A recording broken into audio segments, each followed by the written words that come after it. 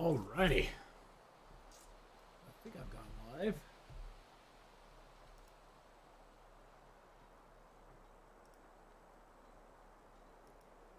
I think we're here. I think we're live. Look at that. I think we are. Huzzah.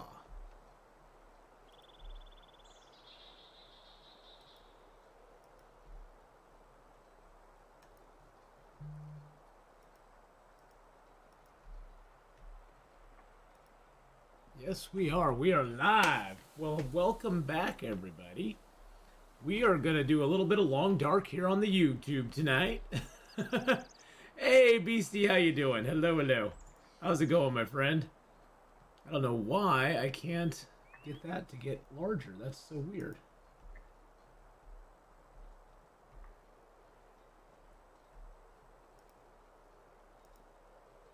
There we go.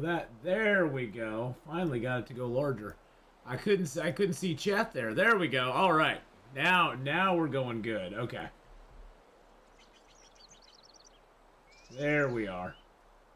Excellent, Smithers. Well, hello, everybody. Also, did Hinterland give a date in December for the update? No, they have not given us a date yet in December for the update. Cassadar, hello. Fancy seeing you here as well. Hello, hello. We're going to get back on our YouTube run. We're only 14 days in. We're in the Carter Hydro Dam. And we're having fun. We're having fun. We did our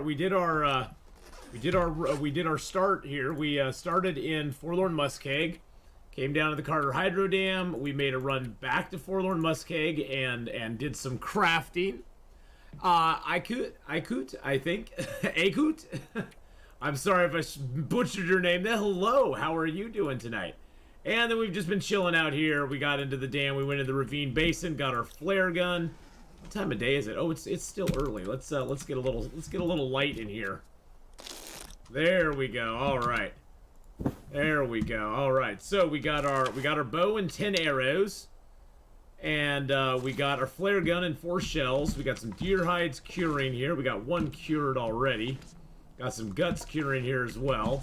Do I have any rabbit? Oh, I do have rabbit hides curing as well. Okay, nice, nice. We got another maple that's cured, so that's beautiful.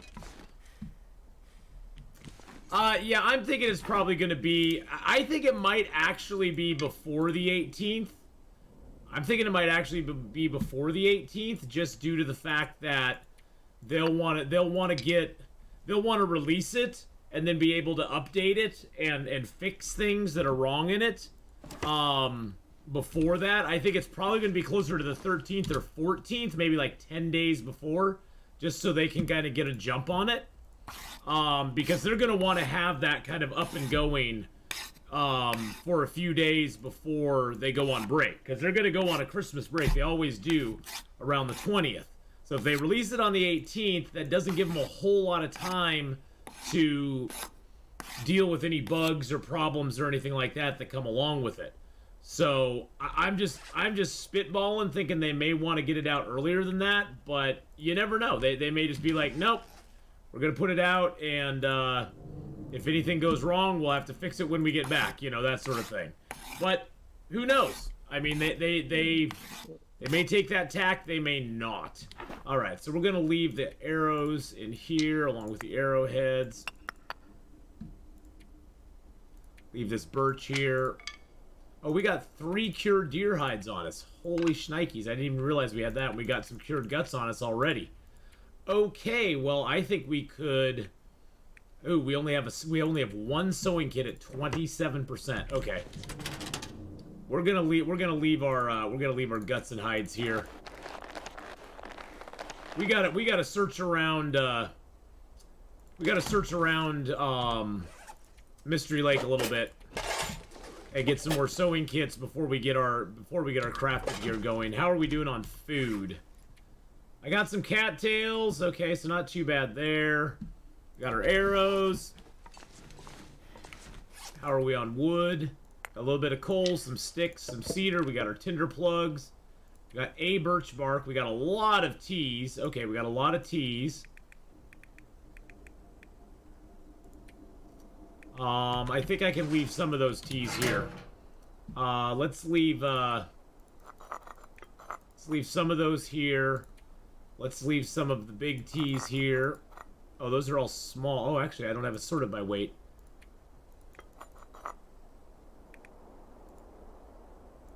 Keep the little tea on us. All right, so we got a bunch of small teas on us. I'm gonna put those in here for right now. Let's see. Our clothing is definitely not that good. We did make the rabbit skin gloves, which is great. We still got crappy shoes and a crappy vest. So our clothing is not the greatest. We definitely need to go out and do some searching to get some clothing. Any particular goals for this run? Not really. No, this is just our YouTube run. We're just kind of messing around, having fun with it, seeing how far we can get before the update drops. And when the update drops, everything's going to be reset anyway. So we're just kind of waiting for that moment to happen. Right now, we're just kind of having fun in this and seeing where we want to go next. Oh, I don't have much water. Holy crap. I thought I had more water. Well, I guess not. Let's go in and, do I have some water in here? I do not have water in here. Anything for a drink right Well, now. I know, buddy, because you're really thirsty. I guess we'll drink down some of our teas. Then I'll grab some bigger teas out of the locker. We'll get our water back this way. I guess whatever our first fire is, I guess that's what we're going to be getting our water from, because we need to get some water. Do I have 2 pots on me still? Okay, I still got 2 pots on me. Excellent. All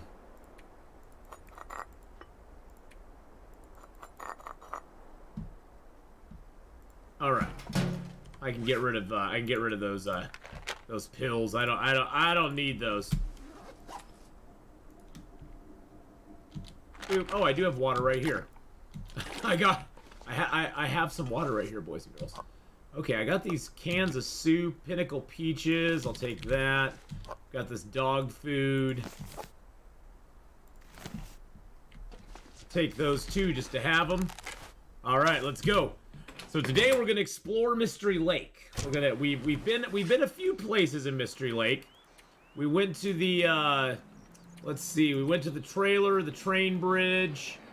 Those are the trailers there. The camp office. I don't think we actually looked around Mystery Lake a whole lot though. We did actually go explore it. Train loading area, high blind, the Forlorn Musket high blind camp office, the loading area. Yeah, we haven't really gone a lot of places in here yet. Yeah, we got pretty much all of Mystery Lake to explore. So I'm hoping we can find the moose soon. I'm hoping. I don't think the moose is spawning here by Carter Hydro, so I'm gonna head over to the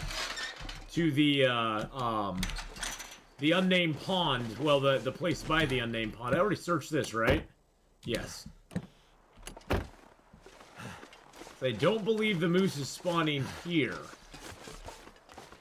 No, I don't see any moose marks down there, so the moose is not spawning by this place. Already got the cattails from down there.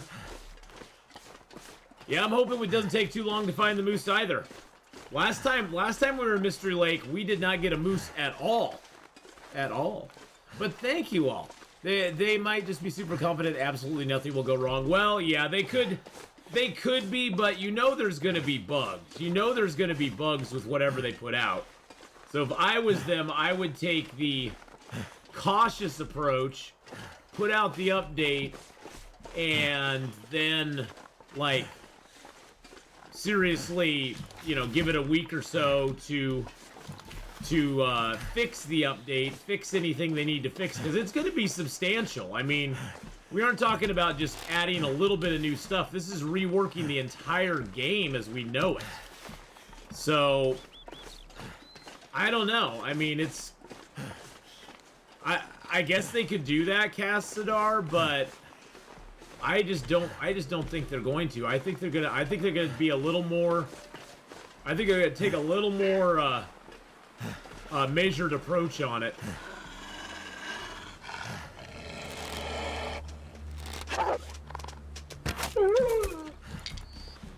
De-woofed. The woofy is de-woofed, boys and girls. But nope, this run is just about, you know, exploration and fun and seeing if we can find a moose. I'm gonna head up to that tower up there first, though. Gonna head up to the tower, and then we're gonna circle around the whole way. Maybe find a bear, because it'd be nice to get some bear hides curing.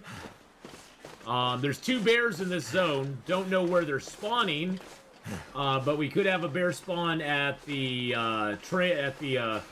clear cut over by the unnamed pond, by the trapper's cabin, or out on Mystery Lake. So, one of the 2 of those 4 are going to be up, and once you find them, then you'll be good to go. Now, after the update, that may completely change. They may not have that be the thing anymore. That may be not a thing anymore. It may be that once they do the update, they're gonna completely change the whole thing. Okay, so we've already been here. I thought we hadn't been to derailment yet, but maybe we have. It looks like we were here already. It's been a while since I played this one, so I'm not... Yeah, look at that. We've already been here. Did we go up to the... Oh, derailment, logging camp, forestry lookout. Oh, we've already been up there. Oh, never mind. Alrighty. Never mind. We've already been up there, so... I guess let's go look at Mystery Lake. See if we got a bear up there. Let's see if we got a bear on Mystery Lake. If we do, we can go try to take him down. If we don't, c'est la vie. Not the end of the world. But I hope y'all are having a great night. I wasn't planning on streaming tonight, but I did decide to stream. I did decide to stream because my friend had some stuff come up again, and she could not come over tonight, so I was like, let's throw up a YouTube stream and have some fun. Let's throw up a YouTube stream, have some fun, and ding around in Long Dark for a while.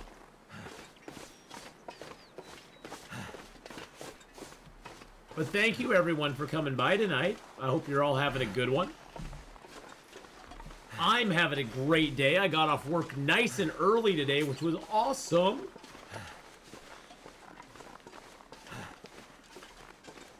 Which was awesome and amazing. We're only at 32 kilos, so that's good. We're a good weight. We got a bow now. We got a flare gun now. So we can always switch over to that. Get the flare gun out. I need to load it. Jeez Louise, that would have been embarrassing. Get the flare gun out to shoot something, and it's like, yeah, click, click, click, click. That would have not been fun. Gosh, I don't see any wolves out here. That is weird. That is very weird. Well, it's midnight for me, but I'm not that long back from the gym, so my arms are dying. Your arms are dying already. Well, this weekend, boys and girls, both Saturday and Sunday morning, we will be streaming here on YouTube. We'll be streaming Long Dark, this character, you know, unless something unfortunate happens to us and we lose this character. But we'll be streaming Long Dark on this channel. So make sure to smash that subscribe button, hit the alerts to get the alert that I'm going to go live, because I will put out a little bit before. I'll put out, I'm easy that way. I will put out before I go live a little alert saying, hey, I'm going live in, 30 minutes or whatever. So I will announce it before we go live, and that way you can get in on it right from the beginning. I wish Twitch had something like that, honestly. And then on Saturday and Sunday, once we get done on YouTube here, we will be taking a short little break, going over onto the YouTube, or onto the Twitch, and we'll be streaming some Escape the Pacific, as well as Icarus, both Saturday and Sunday. So, got full days of streaming planned between the two. So that should be fun, fun, fun. Oh, and now we're running into the wind. So cold. Yeah, well, our clothing sucks, so that's gonna, yeah, we only got a 10-degree warmth bonus right now. So that's gonna stifle us a little bit. Make us a little chilly. Could have sworn I heard a wolf. That was so weird. Yeah, it could be a blizzard coming in. Yeah, it feels like it. It sure feels like it. It's beginning to feel a lot like blizzards everywhere I go. The wind is howling down. It makes me get a big frown when I think of all the wind and snow. These half-buried cattails over here. But yeah, you know, Beastie, I hope that since I'm going away, I'm going away the first part of December. From the 3rd to the 11th, I'm going to be out of town. So I'm hoping they don't release the update before I get back for very selfish reasons. But still, I hope they don't release the update until I get back so I can stream it and you know, participate in its launch.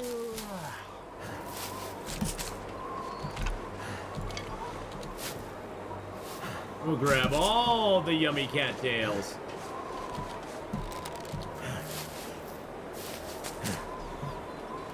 And I'll grab a couple cattail heads, because why not? We always need Tinder early in the game. Soon I'll be off Tinder, though, so, you know, ladies, I'm sorry. I do not see a bear down there. So I don't think we have the Mystery Lake bear. Then again, don't you let people enjoy updates before you play it? No. If they choose not to see the update, I don't blame them. They want to experience it before they watch me. I totally get it. But yeah, I pretty much play the update the moment it comes out if I can. God, not much in the cabins. Not much in there. Well, I don't think we have a Mystery Bear Lake, boys and girls. Which isn't the worst thing that could happen. I'm hoping that we have a Trapper's Cabin bear, a Trapper Cabin bear, but we don't have a Mystery Lake bear. At least it don't look like it. I don't see him around anywhere. He's kind of big. He's hard to miss. So if he's out here, he's hiding really well from us. Hey, look, we got a second bedroll. I'm off Tinder and all dating apps. They don't work for me.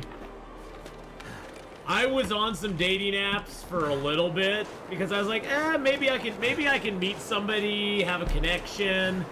Good God, there are a bunch of crazy people on dating apps. There are I'm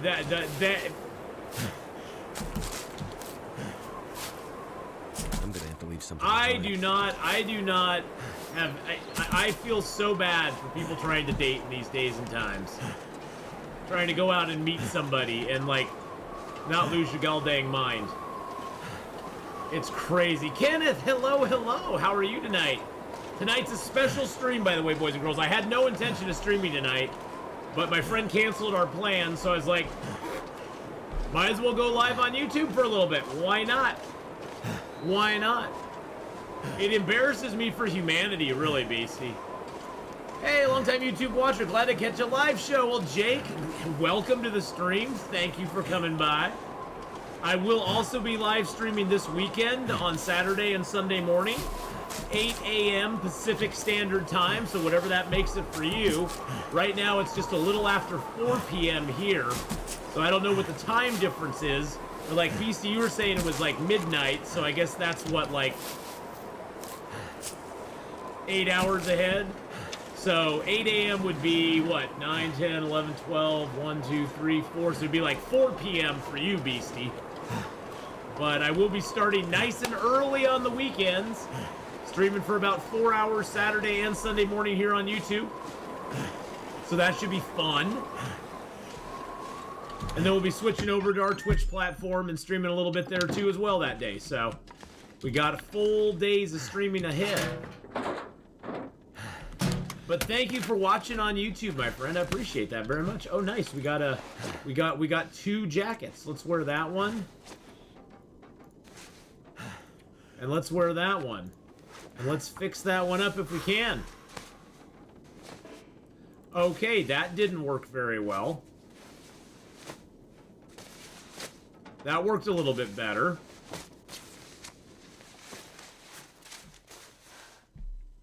But also, if you're subbed on YouTube, make sure to smash that alert button turn on the notifications so you get an alert before I go live, because that'll help you out too. Let's see. Oh, I got those. I can break them. I can break that down. Okay, let's go a little bit further before we do that, though. I want to go over. I want to get over to another area before we do that. Let's search that up. Take a little cloth here. There we go. Nothing behind the chair today. I guess I could take a reclaimed wood here. So I can do that with my hands. Take another one over here since I can do that with my hands. Did I look in the medicine cabinet? I can't remember if I did. I did not look in the medicine cabinet. Antiseptic. Place to rest. Antiseptic's really not that useful to me, but hey, whatever. I just found with my time on a couple dating apps that it was almost a little depressing, you know? It's like, it's all kind of like, it reminded me a lot of like, going back to high school and, you know, people just judging you on how you looked and what you kind of liked and stuff. It's just like, okay, I just want to meet somebody. I don't want to, I don't know. I don't know. It just seemed, I guess it's just not for me. Maybe it works for some people, just not for me. I know there's people out there who are like, oh, it's great, you get to meet all these people. And I'm like, oh, great, I get to meet all these. For me, it's like, oh, great, I get to meet all these people.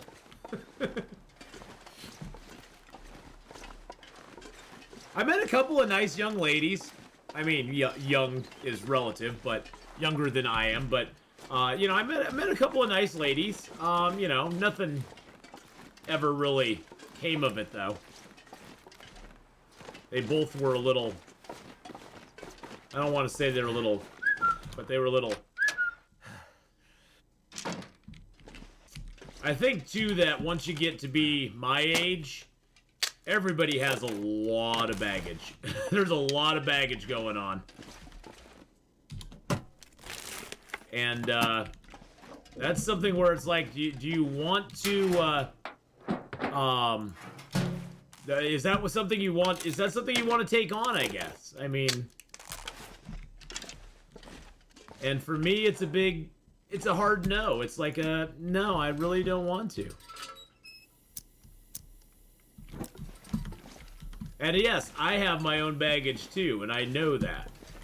I'm well aware I have my own baggage as well. All the women turned out to be named Roger. Well, possibly. You never know. You don't mean, you don't just mean the bingo wings? The bingo wings. How old am I? I'm 52. Turned 52 back in April, so...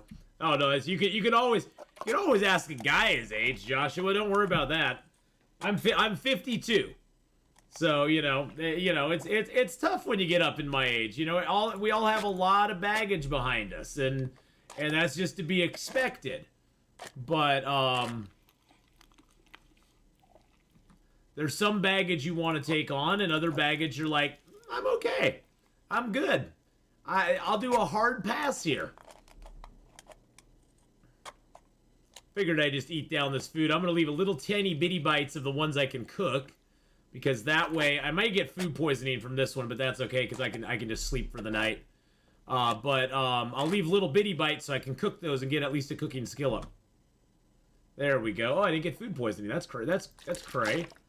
All right, that's awesome. Too tired to think straight.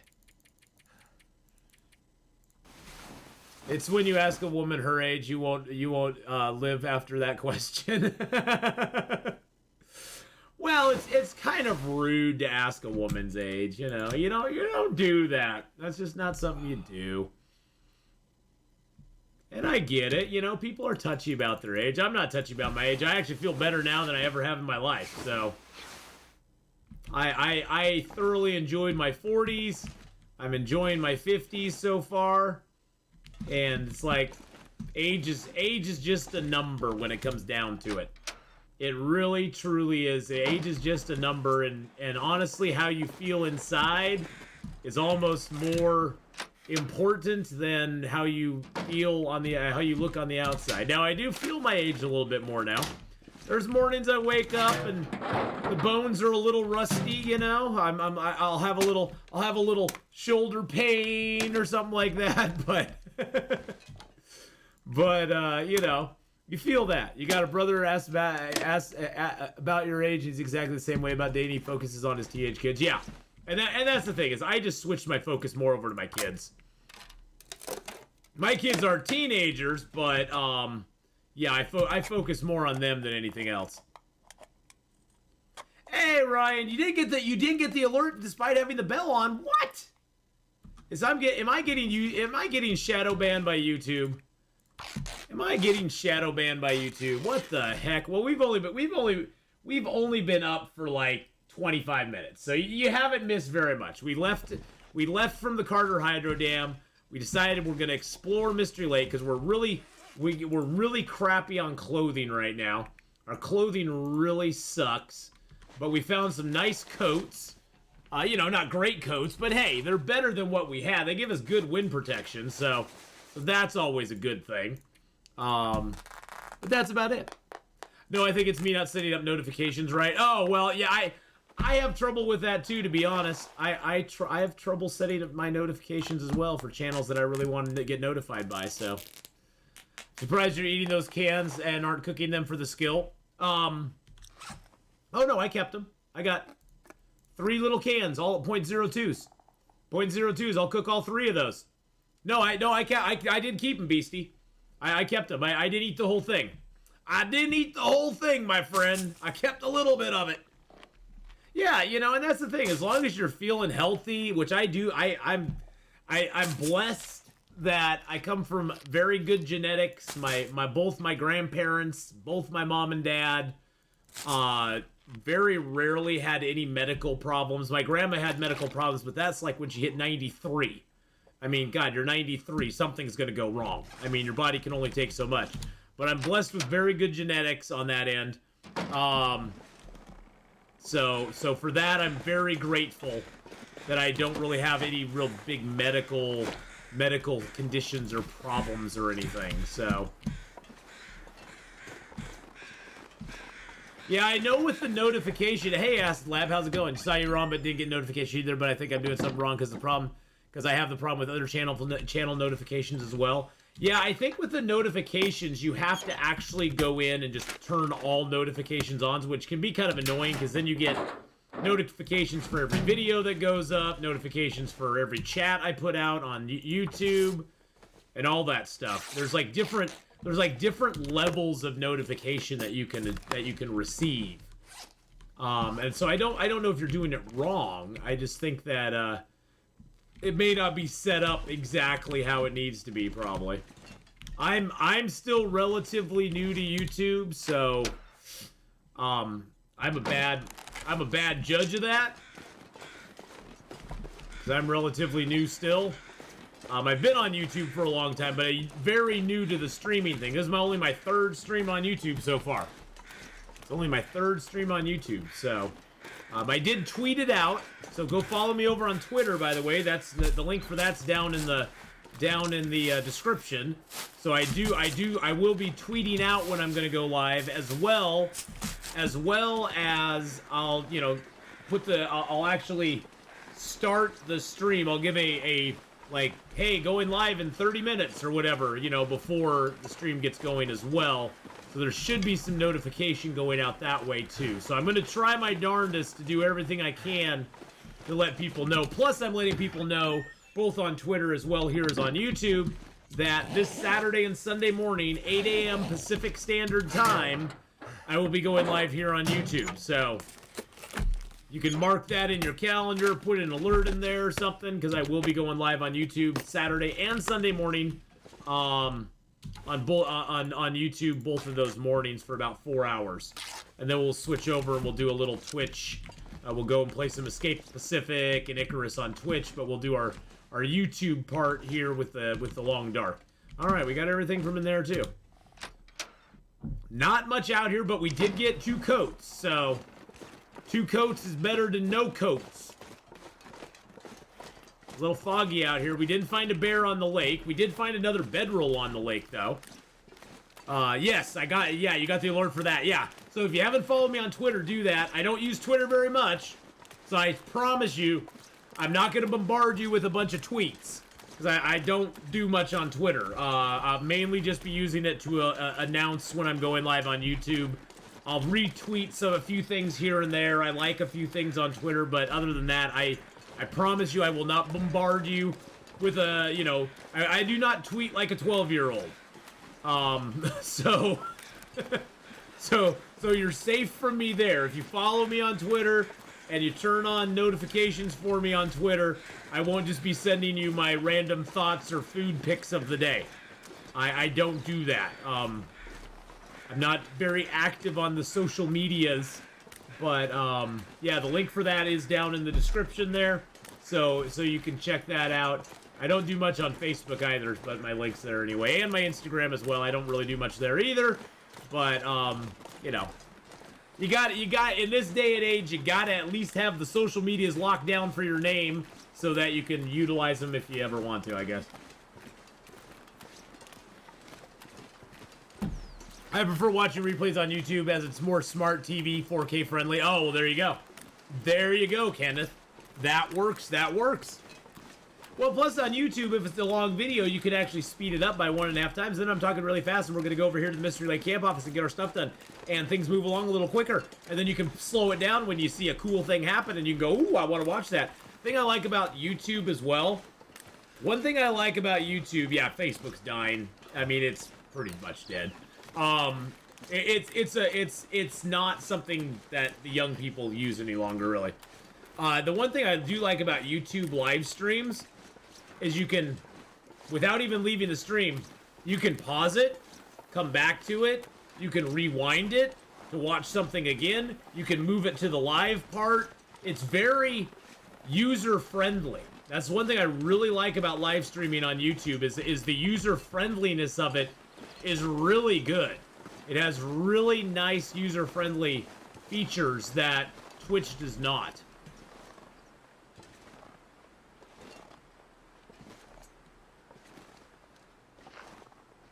I don't know if we can hit him from here. We gotta try, though.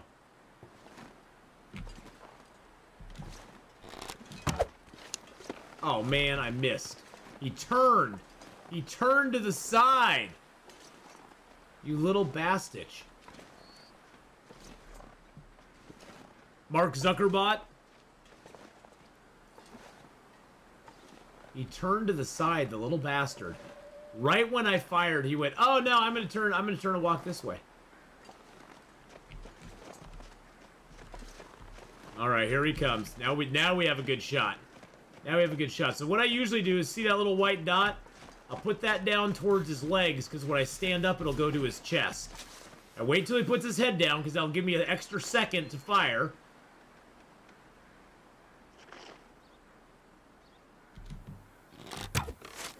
There we go. Nice. Now I gotta go find my arrow over here. There we are.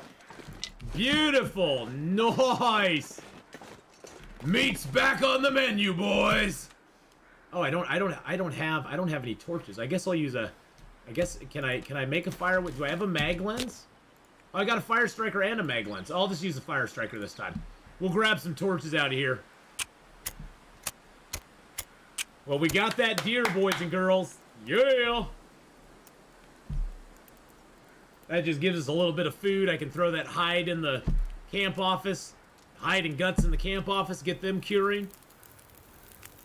Got pretty decent weather out here, too, Turned out pretty well. That turned out pretty well. It did indeed. Fingers feel numb.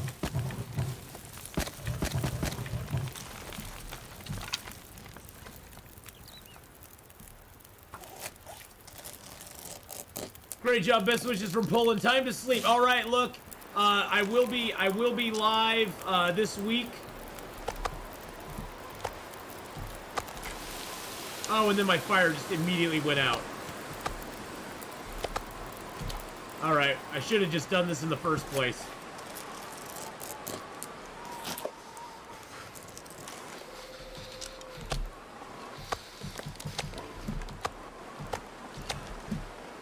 Should have just done that in the first place. I was silly. I will be live this weekend, look, 8 a.m. Pacific Standard Time. So way earlier than now. Way earlier than now. Almost like a lot of gear. 8 hours earlier than I am right now. About 8.5 hours earlier than now. So this Saturday and Sunday, I hope you can stop by and check it out. And make sure to hit that like button, boys and girls. Let's get those likes up there. That helps us in the algorithm and gets us more visible on YouTube. So the wind will always wait to see if you carcass harvest or not. Yes, it will. It will, Ryan. And it decided, you know what? You're not going to carcass harvest? I'm going to blow your damn fire out. I'm going to blow your fire out, sucker. It always does. It always does. Yeah, Facebook is kind of last generation social media at this point. It still is used by people, by a lot of people, but it's not used as much as it was. It's not used by as many people as used to use it. So I wanted to get a torch out of that. I never got a chance. All right, so let's drop the hide and the guts here. Oh, really? I dropped the piece of metal? Wanted to drop the gut. Oh, I got it sorted by weight, that's why. Alrighty then. Let's head upstairs. Doop-a-doo. A slow walk up the stairs. I guess I'll harvest everything before I start a fire, because why not? Let's get that silver play button. Aw, thanks, Sean. How you doing tonight, buddy? Hope you're having a good one. I'm just going to use my hands because I don't care about time at this point. How's it going, everybody? Just realized I haven't played since they added Blackrock, but catching these YouTube streams and listening to Gunloper while working on homework has given me the itch to finally try it out on Interloper. Blackrock is a crazy zone. It's fun. It's fun if you're prepared. It's annoying if you're not prepared. If you're not prepared, Blackrock is really bad. Oh, we got carcass harvesting 3. Look at that. Yeah, I'll just start this fire with a book and that, and I'll accelerate it. In fact, I'll just use a match on it because I got a 100% chance. You're almost over COVID. Oh, good. I'm glad you're almost over, my friend.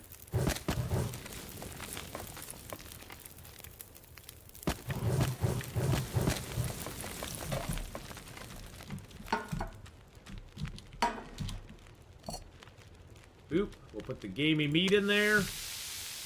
I don't want to make water. Put the gamey meat in there. So what we're going to do now is we have these cans that we open. So I'm going to drop these and get them heated up. Because we get a cooking skillet for each one. That's hot, hot, and drink some water. Well, I'm glad you're almost over COVID, and that one's hot, so they won't burn now. Alright, let's get this meat cooked up, baby. Woo! Yeah, it's not, at least the strains of it that are going around now are not as bad as they were. I mean, I'm not saying it's good to get it or nothing, I'm just saying at least it's not as bad as it was.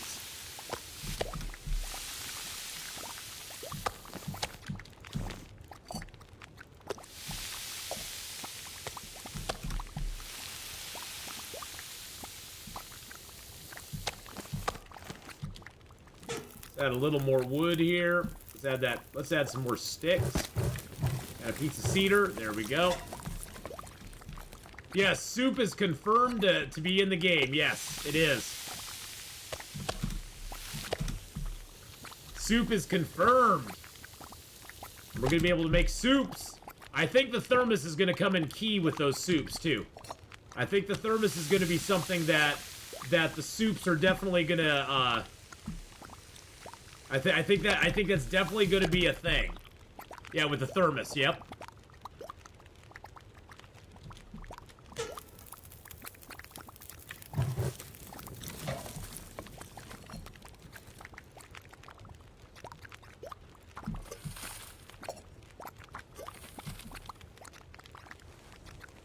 grab a couple torches here. They aren't good torches. They kind of suck, but that's okay.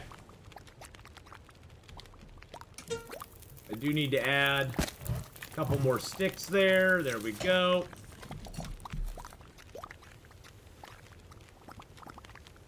Alright, we'll have enough time. Excellent. Alright, let's eat the soups. Even though they say cold, they're still good for us to eat, so... They still technically are warm. It's just a glitch in the game. Somebody asked about that yesterday. If you leave something down by the fire for too long, it'll say cold on it, but it technically is still warm, so... Alright, so we got some meat on us. Got a bunch of cans on me now. Let's rip apart these shoes.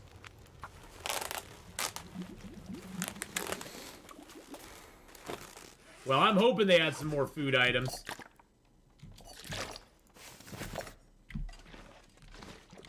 I'm hoping they had some more food items. That would be awesome. Alright, so everything else we're wearing. Let's dump the cans in here. Don't need those. Let's refill our lantern real quick. Yes, they're adding burdock. Burdock, yes. Any idea which region you think you want to spawn on a first playthrough after the DLC comes out? I don't know. I'll take any region, Jake. I mean, of course, I always love a juicy start in Hush River. I mean, I always love a start in Hush River Valley. That's like my go-to spot. But you know, who knows? Who knows after the update comes out what's gonna hold us there and what's gonna be there for us? Because they're redoing all the loot, all of the animals, all that stuff's gonna be kind of new. So who knows? I mean, it's gonna be hard to say where a good start's gonna be because everything's gonna be changing. Catherine, hello. How are you doing? Good to see you here. So yeah, I mean, it's definitely gonna be interesting to see, you know, where stuff is after the update. Yeah, Pleasant Valley will probably be pretty solid. Forlorn Muskeg. See, the thing about Hush River Valley, though, is if you spawn there, you can get out and you can go to Milton, and I'm sure Milton's going to be still a nice place to loot up.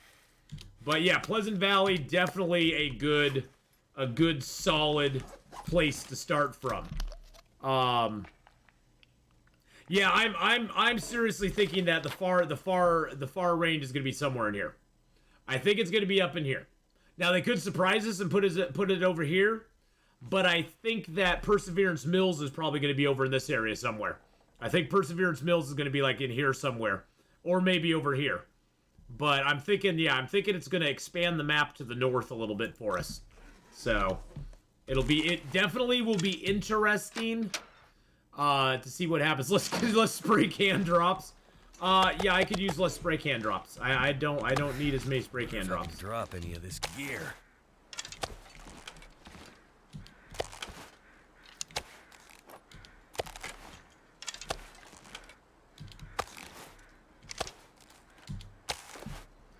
All right, I don't think I want to take. I got plenty of cattails, so we'll leave that food behind. We're gonna head over to the. We're gonna head over to the trapper's cabin.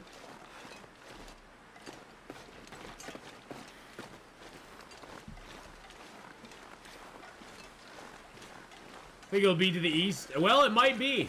It might be. Yeah, Perseverance Mills, definitely. Well, that's why I was saying Perseverance Mills could either be over here or down here by the coast. It could be one of two places, because we know it's by the coast. We know it's by the coast, so. I've looked in your videos since Hadrian brought me over years back. Big on quietly watching and playing. Aw, well, thank you very much. Well, now you get to be a little less quiet, which we love, and you get to hang out with us. So that is a win.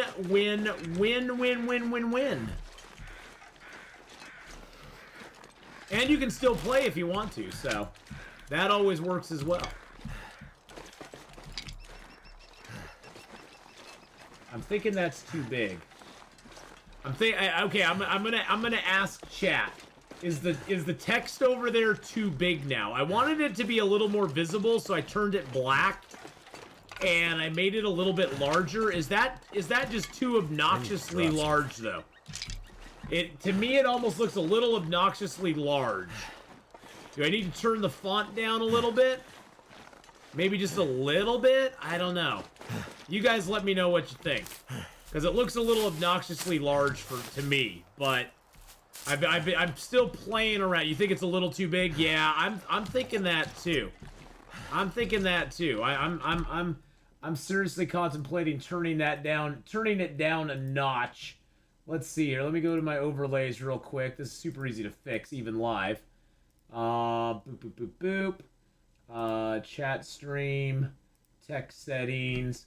Let's go down to 18. Save that. There we go.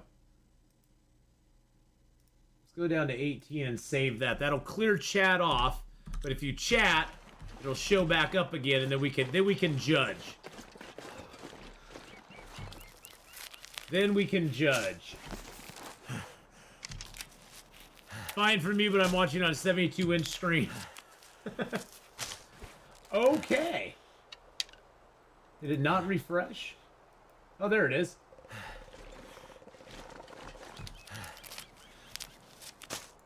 Yeah, the black is good on snow, but see, I've tried other colors, Kenneth, and the thing is that the black works really good outside, and I've had white on Twitch for a long time, but I get people who are like, I can't see the chat because of the snow.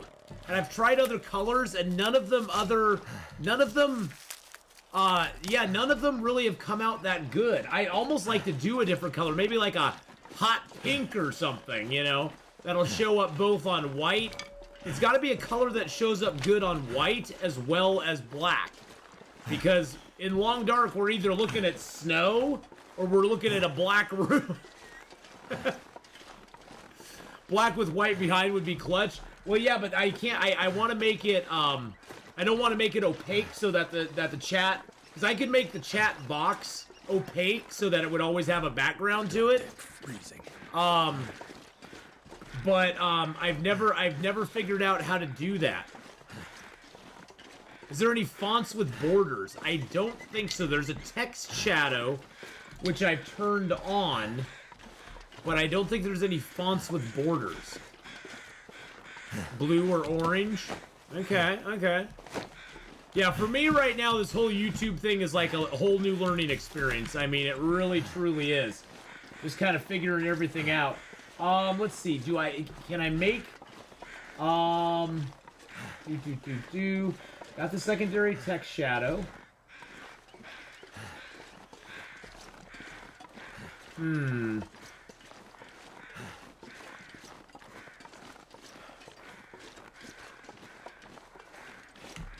What is text stroke?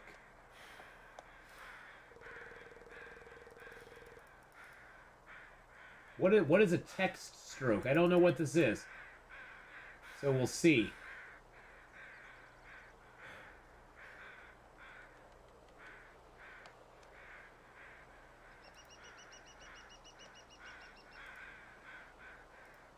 I don't know what that does. I'm watching iPad and read with old eyes. Well, that's like an orangish color there, and I don't know if that's gonna work real well. I mean, it works pretty good, but it kind of looks weird. Kind of looks weird to me. It's weird. Weird, I tell you.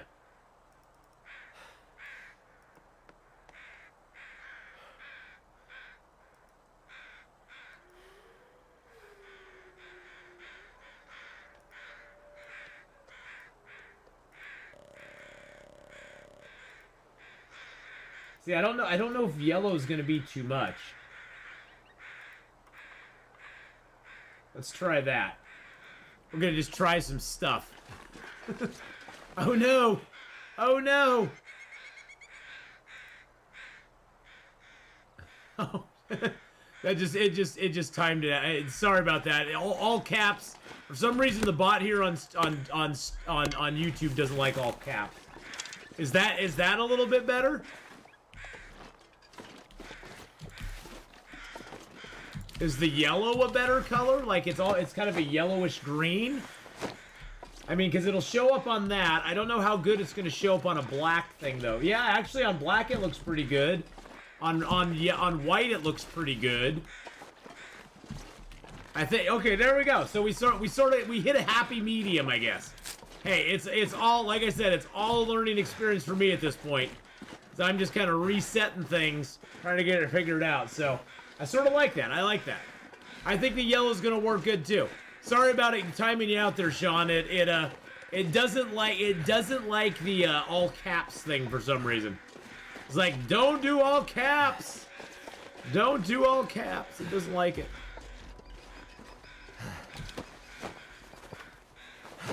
You like the yellow. Okay, well, we'll go with yellow and see what people leave your responses in chat down below as well. You know, leave it in the comments if you like the yellow or something. But how you doing, Knight of Aluminum? Our Knight of Aluminium. Let's be proper. It's the Knights of Aluminium. I love the word aluminium. Kind of the best of the bad options with the yellow, yeah. Just don't eat the snow that's below that, boys and girls. That's what I would warn you against. Don't eat that snow. Yeah, well, that's the thing, is like that's why I have it set up that way, because I know bots use a lot of caps. The bots love using caps, so for subs the best is yellow. Okay, nice. Well, we'll go with that. We'll go with that. I don't see a moosey here. I didn't see the bear over there either. I guess we can go check the bear's cave.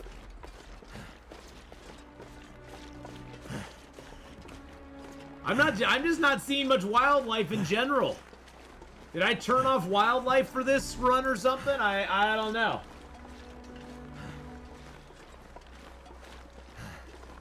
I don't know. My dog writes his name in the snow in that color. Heyo! They do often, yes. Oftentimes they do. Oh, there's bear tracks going off this way. Oh, there's the bear right there.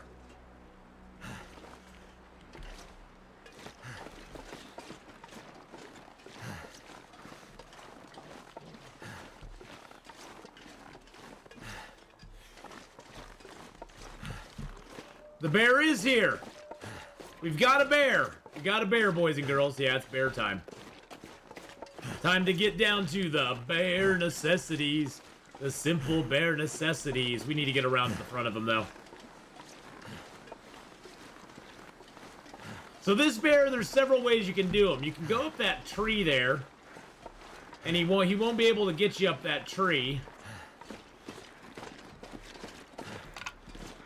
I'm gonna get my flare gun out just in case we come over this hill and he instantly attacks us. Okay, he's heading down here.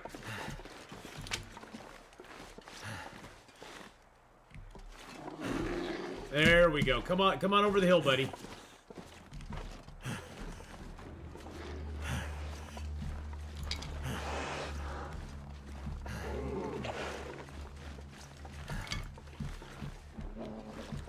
Oh, he likes us. He likes us.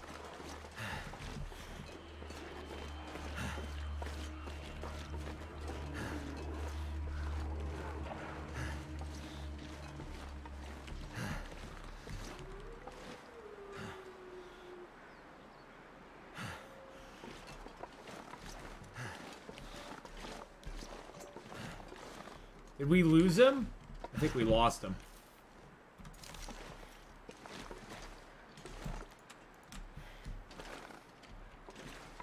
Nope, there he comes. There he comes.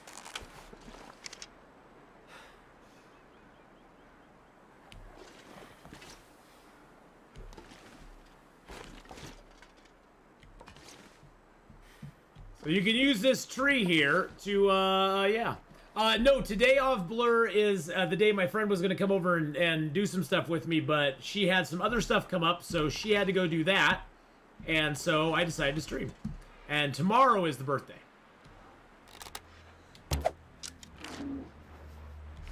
Well, we got him.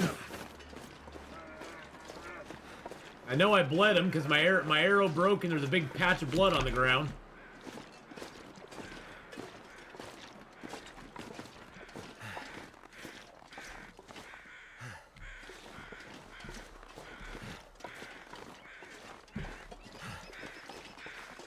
Where'd he go? I'm freezing my bum off here, buddy.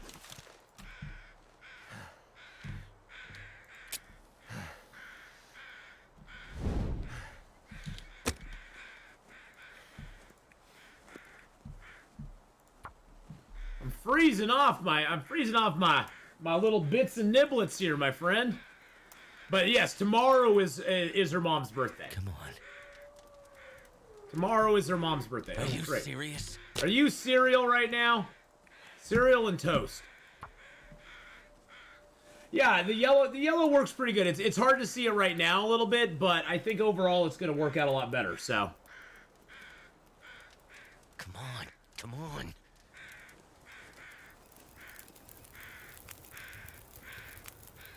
Well, thank goodness for that.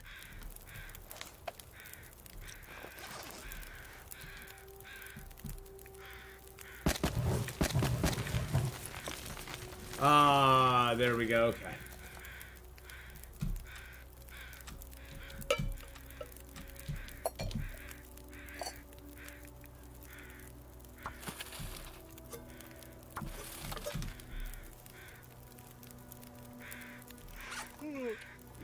How about a bear kill? Do we got a bear kill? No, we don't.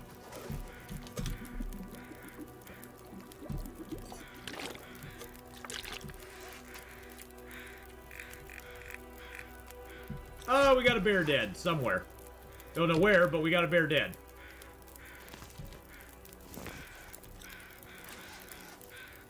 Okay. Don't know where, but he's dead somewhere.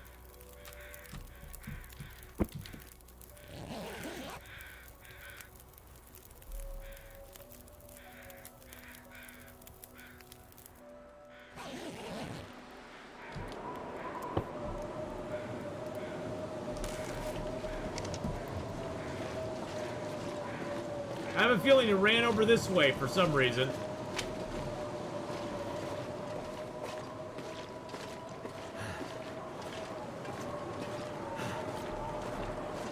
Alright, Mr. Bear, where'd you go? You little bastich.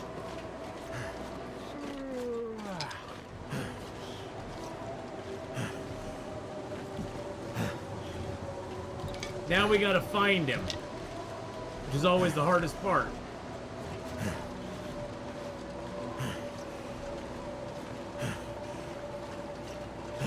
And hope he didn't die on a hillside.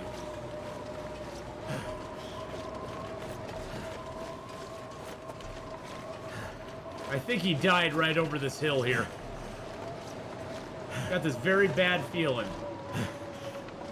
Nope, that's a little rock.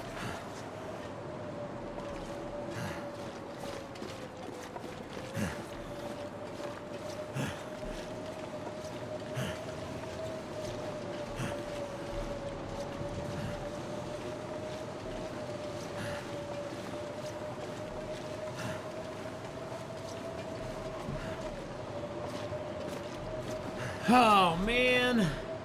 Mr. Bear, dude, I went to the store for condensed milk.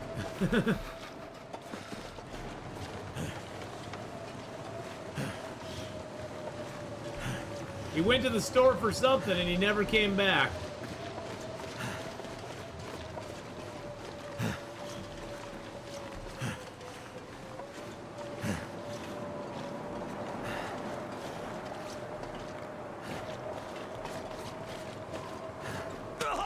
Of course.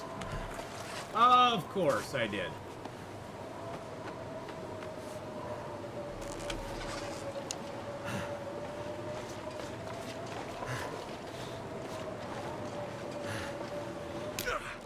Really?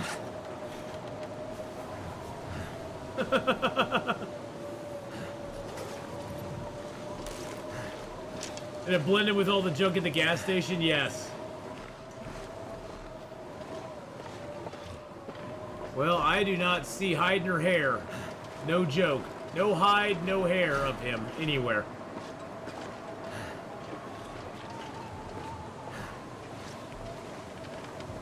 And I'm getting tired, although it's middle of the day. Just use console commands to find. You had an internet outage for about 2 hours, so you read a book? A book? What is a book? How do you do that? Can't feel my feet.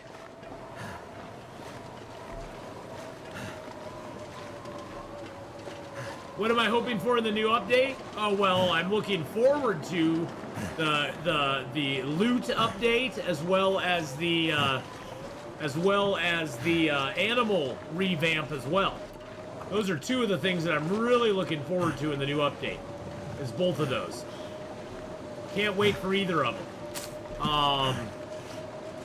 And you know, cooking recipes, new clothing, new regions, of course. I'm excited for it all, to be honest. I'm excited for all of it, S-Gem. And how you doing tonight? Hope you're having a good one.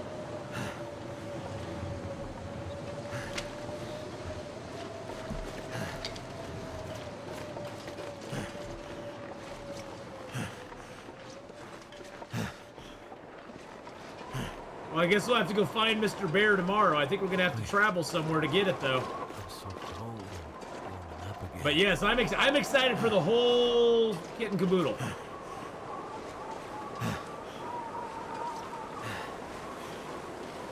Sometimes there's like 2 or 3 deer over here, but not today.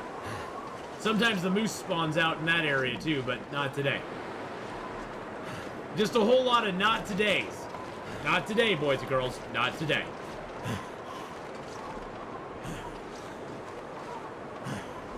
We'll have to go and try to find him. It's Sapphire Gem from Twitch. Oh, good. Hey, good to see ya.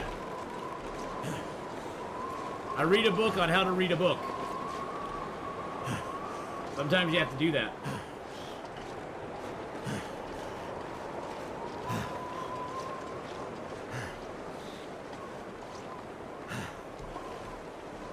Reading is important, boys and girls. Don't forget to read.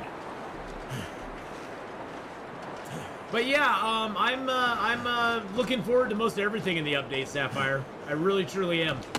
It's got me very.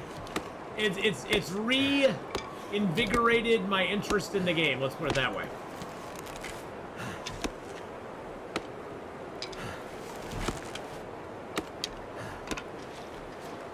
See if we can hit a rabbit from long distance.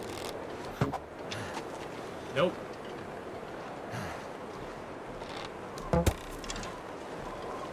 Took my shot. I missed.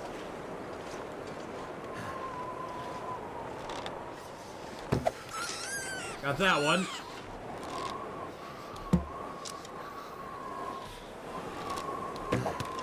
Oh, I almost got him that time. Got him that time, though.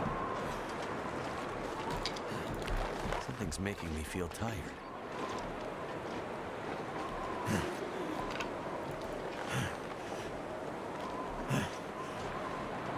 Gotta go grab my arrows.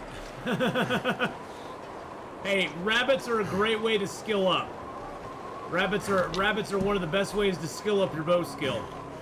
Because if you miss, they just run around a little bit. This gear's starting to slow me down. If they miss, there's no downside. And if you hit them, you get an insta kill and you get a skill up. So, rabbits are all upside, no downside. I guess we'll have to go find that bear later. Because I'm cold. I've lost a lot of health. Gotta go inside. Let's eat up some cattails. We can't eat the bear yet, so that's kind of out of our control there. But we can't eat the bear yet. Yeah, I needed to drop some stuff off though.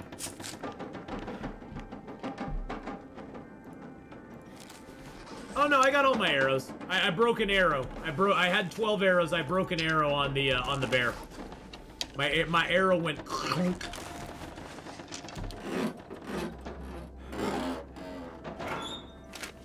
I think birds would be kind of cool, but I don't know if they'll do that.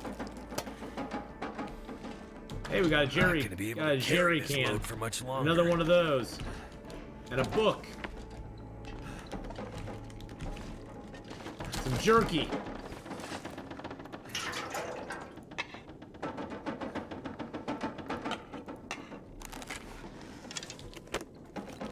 But yes, I did get all the arrows out there. Because I had 12 and now I have 11, but that's because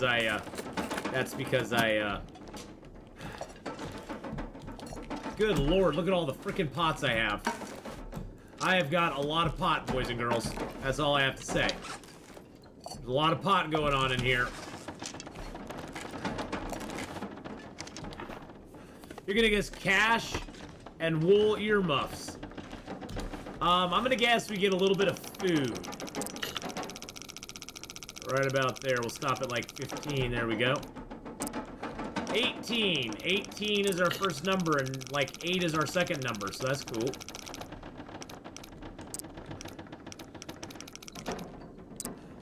$18, 9. Wow. 18, 9, and then 12. Wow.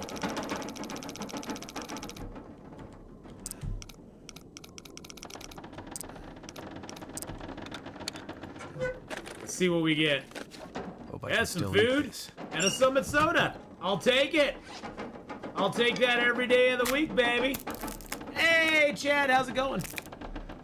I'll take that sort of good loot all the time. I still have not found another sewing kit, though. That makes me sad. Ah, sewing kit. Speaking of sewing kits, I found a second sewing kit. Get that note. Alright, so we need to do a little bit of stuff here. Drop Jerry. We'll take Jerry with us later. Let's harvest up these rabbits real quick.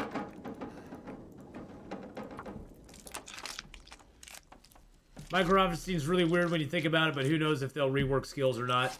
I don't know if they'll do that or not. I honestly don't know if they'll do that or not. If they'll actually, like, rework them that far.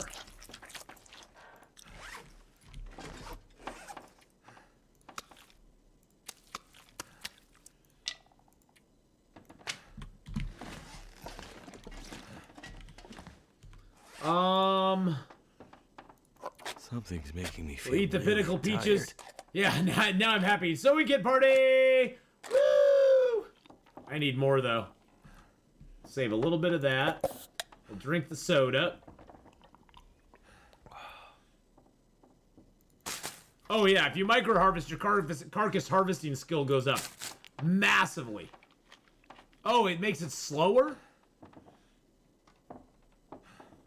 Actually, you get a skill up every time you harvest a little bit of meat, so... I've actually found that... I've found Smelly Fries that if I micro-harvest, I get actually carcass harvesting 5 before I get cooking 5 most of the time. I don't know.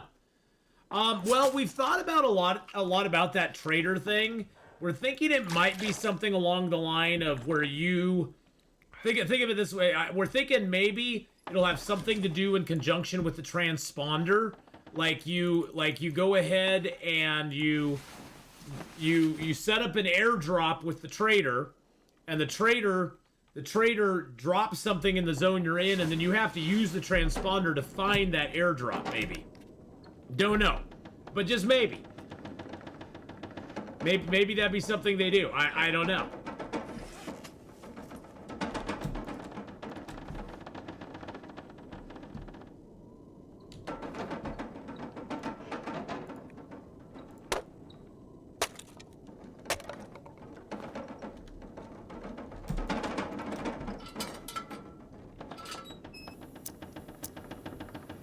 Find things we can break down with our hands. Can I break? Oh, I can break those down with my hands.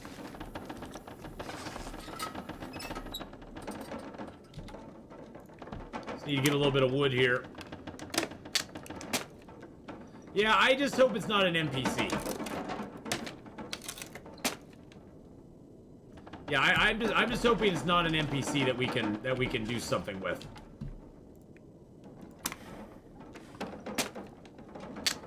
Yeah, yeah, exactly. You have to leave an item like you know how with Grey Mother and the priest you have to like fill up their bins. Like you'll have to fill up a bin with like a certain number of hides, and then he does a random airdrop for you that gives you some stuff. So something along that line, where you get a random drop. I don't know, BK. I sent out the alert early. We had everything up and going. I have no idea why you did not get an alert. I don't honestly know.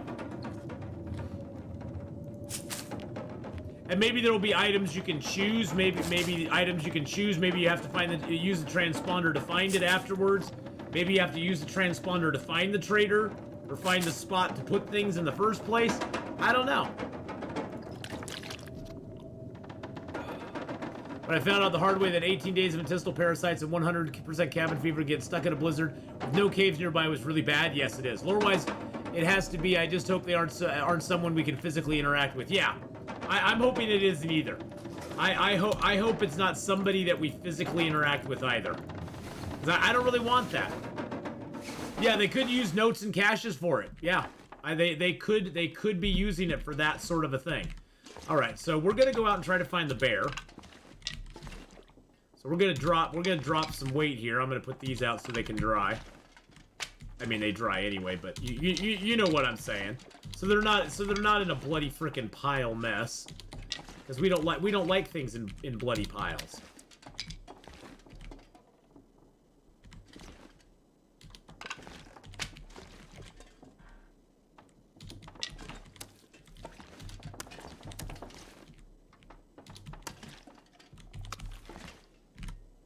I guess the Grey Mother wasn't that bad. I always thought it would be weird if you were starving and you walk. Where's that other hide? Oh, I said down over here. If you're starving and you walk next to them and they will give you a small bite. Like, come on. Come on. Yeah, YouTube notifications are a little weird. I will admit that. They are a little bit on the weird side. Okay, let's just harvest that lantern real quick.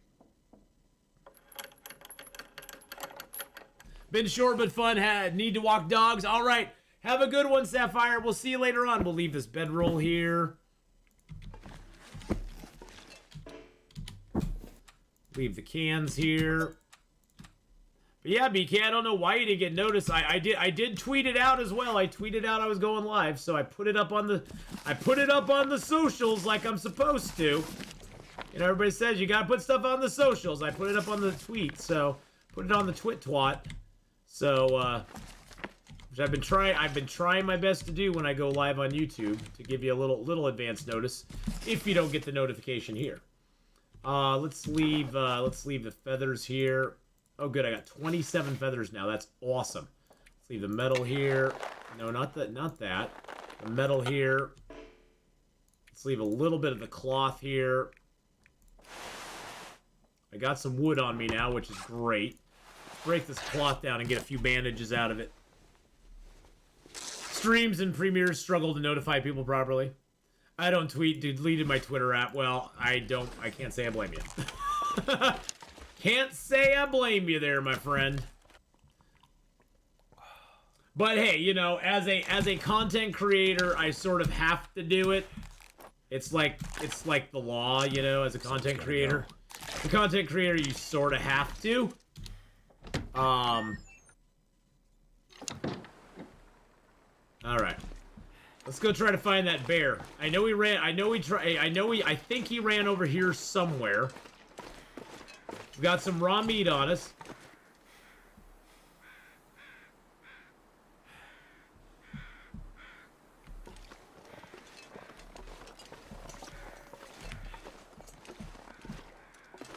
I hear crows. Well, Beetle, I was not going to stream at all tonight, and then my friend canceled our plans, so I was like, I'll throw up a YouTube stream. Why not? I'll throw up a YouTube stream. Why not do it? And thank you, BK, for the membership as well. Thank you very much. And as we get more members here on YouTube, boys and girls, I will start to be putting out some member-only content. I'm figuring once I get up to like 25, maybe 30 members, I'll start putting some out. It'll just be like half-hour, hour vids of me playing some games, chatting, that sort of stuff.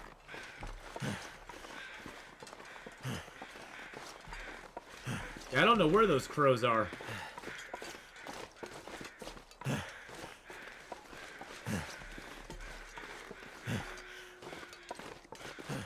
Well, that's for the dead body down here.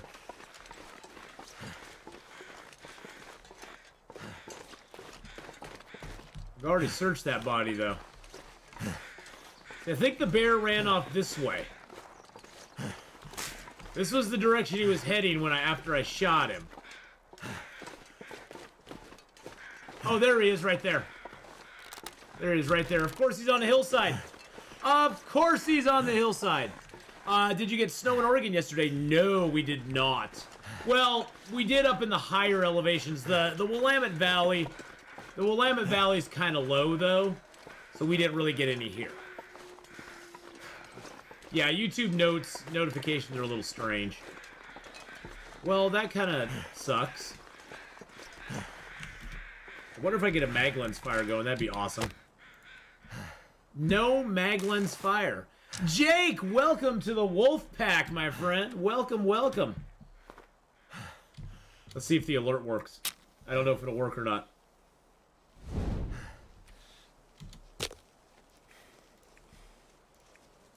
Oh my. Oh my. Oh my. Oh my. That did it. Oh my. Oh my, my.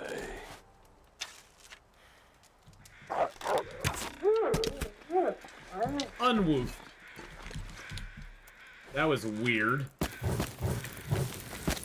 That was very strange. Well, thank you for the Wolf Pack membership there, Jake. I appreciate it very, very much.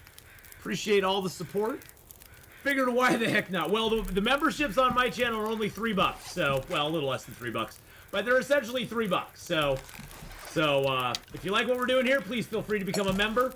I don't have a lot of perks for members right now other than to thank you wholeheartedly for your support. We'll have some stuff in the future for sure, because we're definitely going to make this YouTube thing a thing. The wolf made a bad life decision? Yes, he did. He made a very bad life decision right there.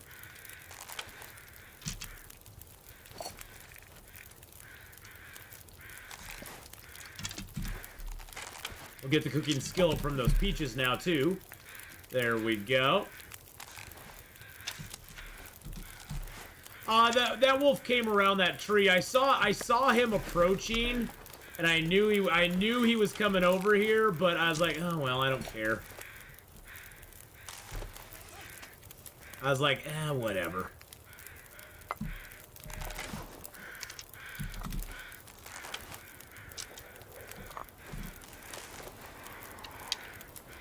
Drink that down, get a little warm-up bonus. Put a little water on here.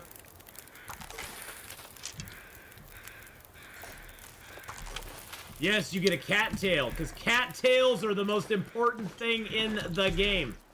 I don't think I can carcass harvest him, because he's frozen. Nope. I can't. So I basically have to take his hide.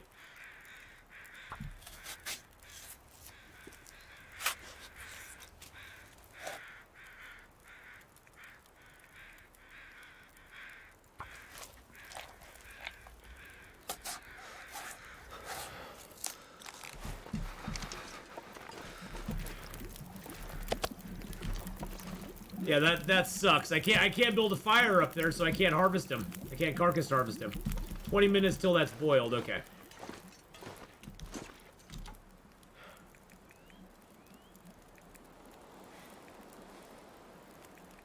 He's frozen, so it's faster. It's faster with the hacksaw. Forgot to use the hacksaw. Frozen meat always is faster with the hacksaw, my friends.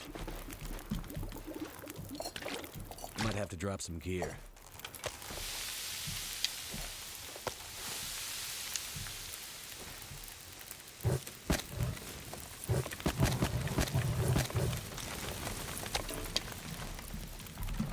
All right, we have how long? 56 minutes on that.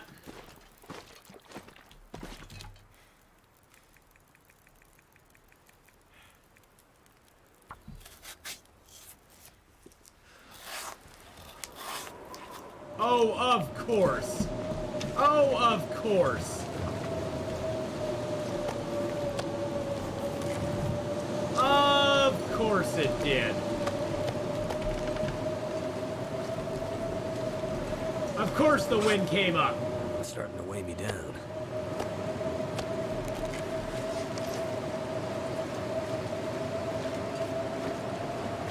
For cooking on an outdoor fire, will the bear ever attack you? I was crouching next to fire, skipped time to finish cooking something, and when the game kicked back and the bear was mauling me.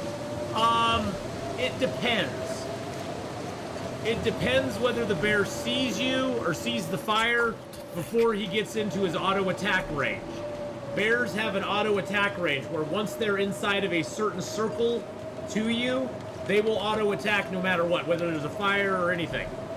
Usually the best bet is to set a fire where the bear can... So if I had a fire, say, on the other side of this tree, and a bear came up on this side, by the time he saw the fire, he would just insta-attack me because he didn't see me. He didn't see the fire. Wolves will work the same way. Well, I couldn't carcass harvest. I couldn't. The game would not allow me to. Because the damn bear died on a frickin' hill. The bear chose that hill to die on. But hey, at least I got the bear hide. At least I got the bear hide. That's the most important thing. So yeah, like one time in Timberwolf Mountain, I remember very clearly. I was down there past where the bear spawns. There's those containers that have the coffee and stuff in them. And I had built a fire there after I killed the moose, I think it was. And I was just cooking the moose up, and it was right near one of the containers. And a wolf came up on the blind side of the container, and basically just went right through the container and attacked me. He was like, "Hello." Lost a 100-day interloper run. Oh dang, Nicholas, that sucks. That sucks.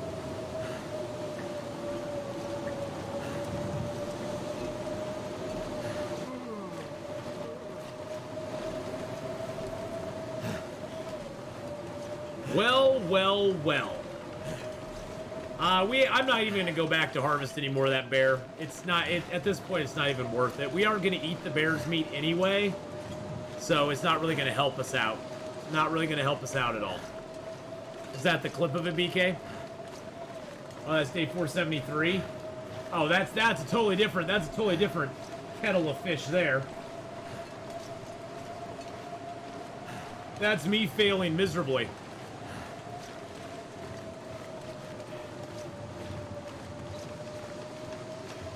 That's me failing miserably. Ow. And make sure, boys and girls, smash that like button. It helps us with the algorithm and all that sort of stuff. I had a period where I was new to the game and I thought that flares kept bears off you. Somehow I didn't get mauled. I won till like close to 100 days in Voyager.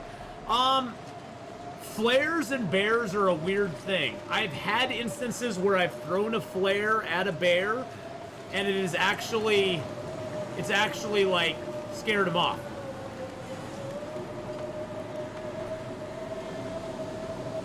It hurts. Wow, and already I get sex bots in chat. Go away, sex bots. We don't want you here. In your sexy time.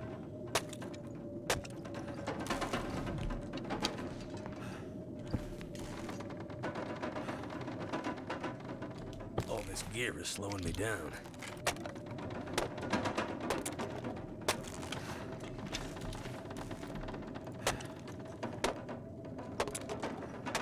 Oh, they were putting up a sex link in chat. You know, you get those. Those are a thing.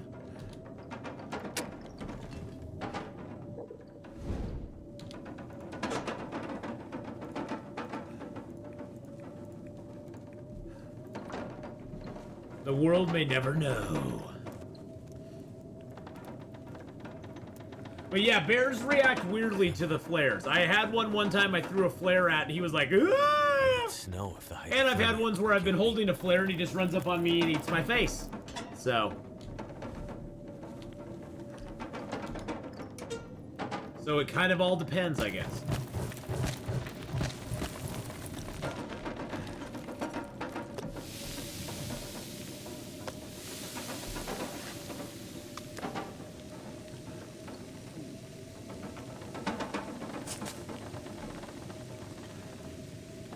Yeah, we're gonna have to move on from here.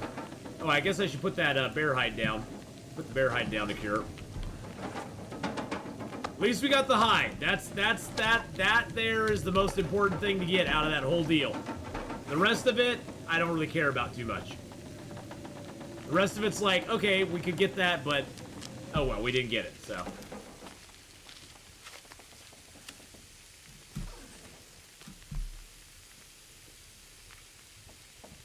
Yeah, the world may never know what they were wanting. All right, so we can prepare up some mushrooms. 3 of those for 45 minutes. Oh, and now the storm goes away. Now it's like, oh yeah, you remember that storm? You don't. Yeah, we don't need to storm you. Yeah, that meat's already at 49%. That bear's going to be pretty much unharvestable soon. So, yeah, that's great stuff.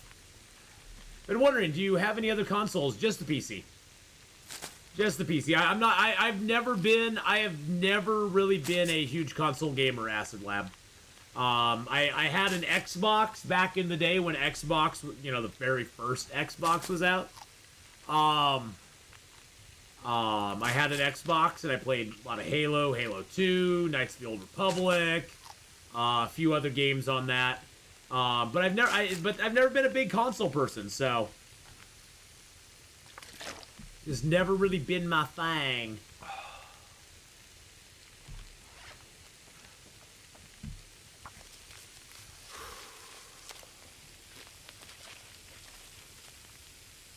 Get these all prepared up, because why not? Taught you to respect the bear's range. Respect his boundaries, man. Respect the bear's boundaries. He's got boundaries, and you gotta be willing to like not invade those boundaries.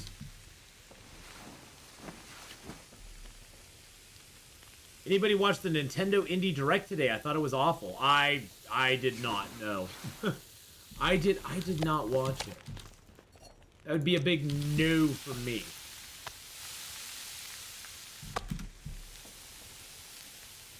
Hey, at least we're getting some cooking skill ups out of the bear, so. It's not great. I wish I could have got more, but, you know, whatever.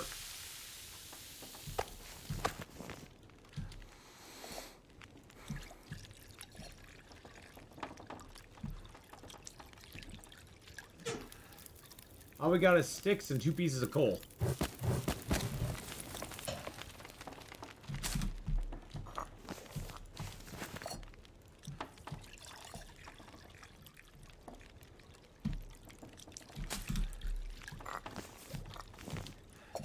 At least I can cook these teas up and get the cooking skill ups for those.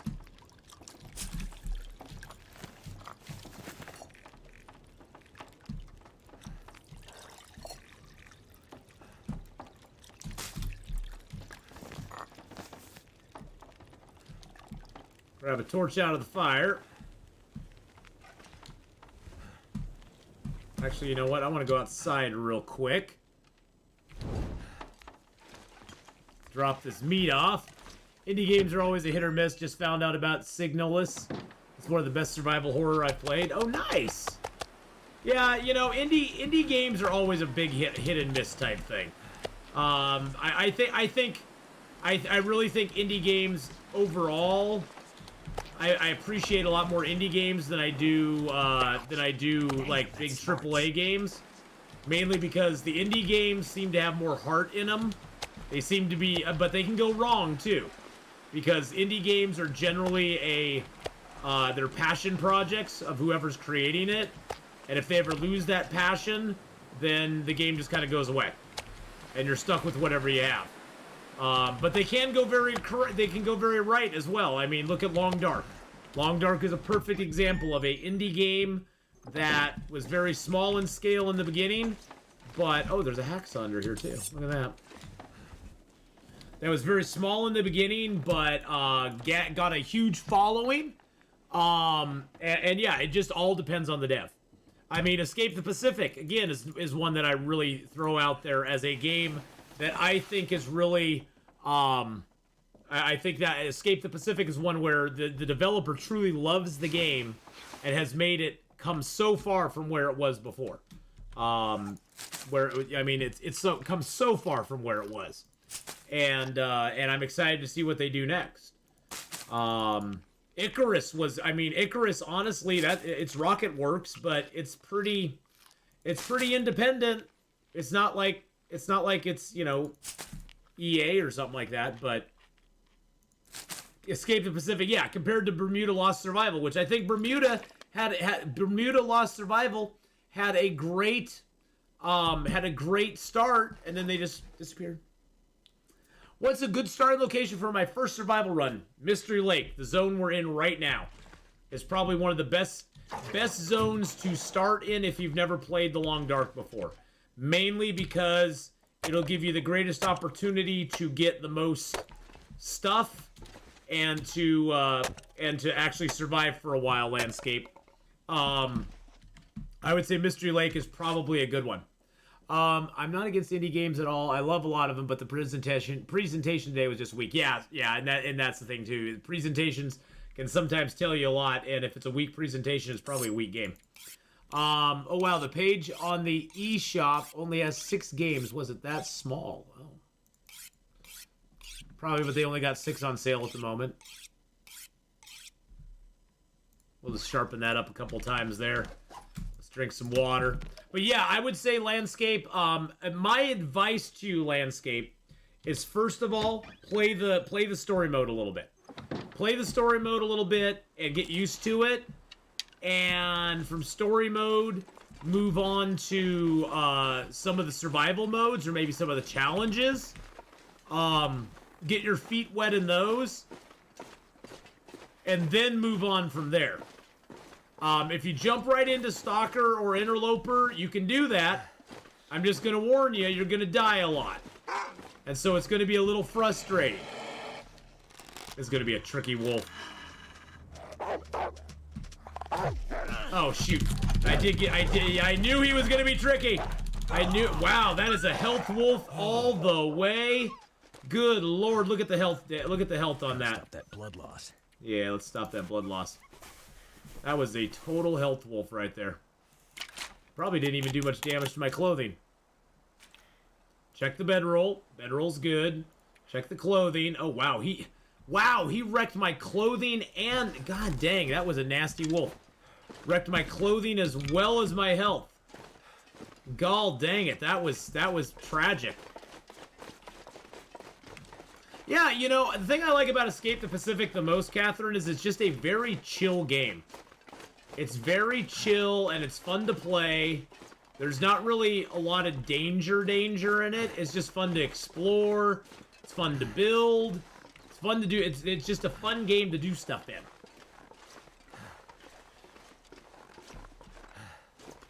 Yeah, I mean, and that's the thing. Yeah, you're right, Acid Lab. This game is fun because you can play it forever, basically. Started on Pilgrim Voyager if you don't have survival experience. If you have experience, you can try Stalker. Yeah, you can try Stalker if you have survival experience. Just beware of the wolves. God, remember when Long Dark didn't have a hand? The flare gun just kind of floated. Evil wolf sent by sent by the Bears family to revenge him, I guess. Check for the birch over here.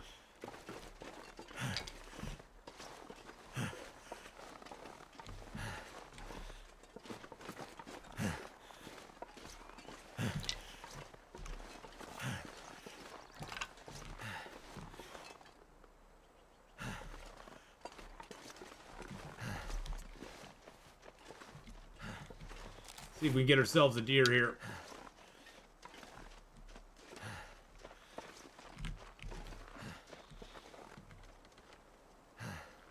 Nobody here but you and me, Mr. Deer. No!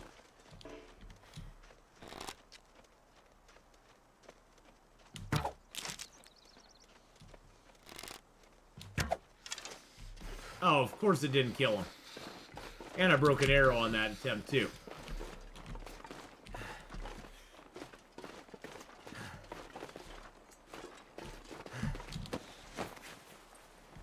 Damn deer.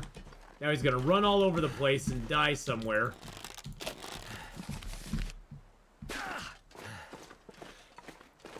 God dang you, Mr. Deer! Let's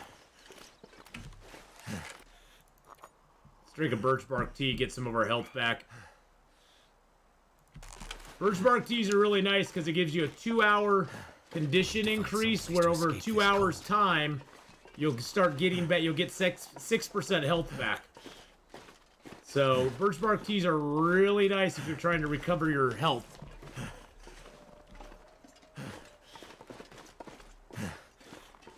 Where did that deer go? It went somewhere over here.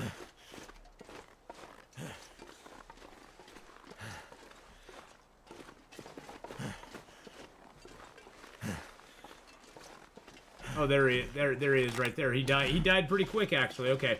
Let's go inside and get warmed up. I'm not seeing moose marks around here, though. But we aren't going to worry about that. I don't want to take any more damage. Woo! Should I pick Voyager or Pilgrim difficulty? Pilgrim seems a bit too easy. I'd say pick Voyager. If you want a little bit of a challenge, I'd say pick Voyager. That will give you a substantial challenge and not be too hard right away. So, Tactical Tic Tac, how you doing, bud? Yeah, just realize you will die often. Dying is very much part of this game landscape, and you just have to accept the fact that you're gonna die. And hey, Michael, my mom is 67 and loved your show. Aw, thanks so much, Michael. I appreciate that. Appreciate that, my friend. We try to keep it family friendly here, you know. Try to make it so everybody can watch. Just the biggest thing to kind of remember is that Voyager, you know, you're gonna die. Even on Voyager, you're gonna die in the beginning because the mechanics of the game are they're gonna kill you, and you just got to accept that fact that it's good that you're gonna die once in a while. There's no getting around it, and you have to be ready that when you die, your save file is wiped, and you have to start all over again. Damn, I was hoping for the moose here. I don't see a moose. I don't see any moose marks, though. I don't see any freaking moose marks. There's my arrow. Thank you for my arrow back, bud. And thank you, Mr. Deer. Thank you for dying on flat ground. Good lord. All the rest of the deer go off and die on hillsides where I can't harvest them very well. Yeah, the big difference between Voyager and Pilgrim is that on Pilgrim, all the animals are passive until you attack them. On Voyager, the wolves, the bear, and the moose become aggressive and will attack you. So you just have to be aware of that fact. And other than that, you should be good. I'd say definitely start in like Mystery Lake. Mystery Lake's a pretty good zone. It's probably the most... Mystery Lake's probably the most well-rounded zone in the game, just because it's been in the game the longest. It was the first zone in the game. So they've had the most time to refine it, add things to it, make it better, and give you a good experience in it.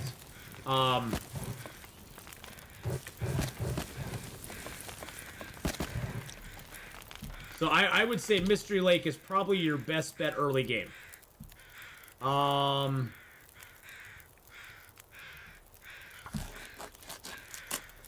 Since I usually play not Interloper. How good of a zone is Coastal and Interloper? Coastal Highway is really good late game. It has a lot of hunting. It has fishing. There's lots of stuff you can do in Coastal Highway that it makes it a really, really good zone. Makes it a really good zone. The reason I took those 2 pieces of meat is I'm really hungry, so I wanted to get a couple pieces cooked so I could eat them up quick. and meat takes about an hour to cook, so I figured by the time I got done carcass harvesting, I'd have 2 pieces of meat to eat. Yeah, avoid Bleak Inlet and Black Rock if you don't want to die quick, because, yeah, wolves are just annoying.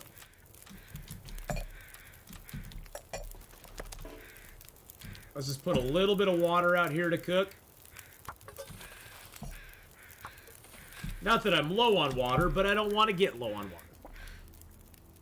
Well, I'm hoping that for all the suckage they have, I'm hoping the same thing. I'm hoping we get a better benefit for Timberwolves with the update. Maybe since they talked about new clothing, maybe new clothing. That'd be really nice. I'd be down for that. Something like that would be very, very, very nice. Rat, hey, how's it going? That's my nephew, by the way, boys and girls. That's Connor J. 14 minutes till boiled. We'll do that. So yeah, the main thing is just don't get frustrated with dying. Don't get frustrated with dying. Because you will die. You will die. Is there no way to reload your save? No. Nope. Once you die, your save is wiped from the game. Long Dark is very unique in the fact that it is one of the few games in existence that has permadeath like that. Where it is actually permadeath. When you die, you have to start all over again. Which, personally, I love that. That to me is like one of its most endearing features. Now, I know that there's some way to go and back up your save file when you're offline. I think you can do that, but that kind of ruins the experience of the game in a way too.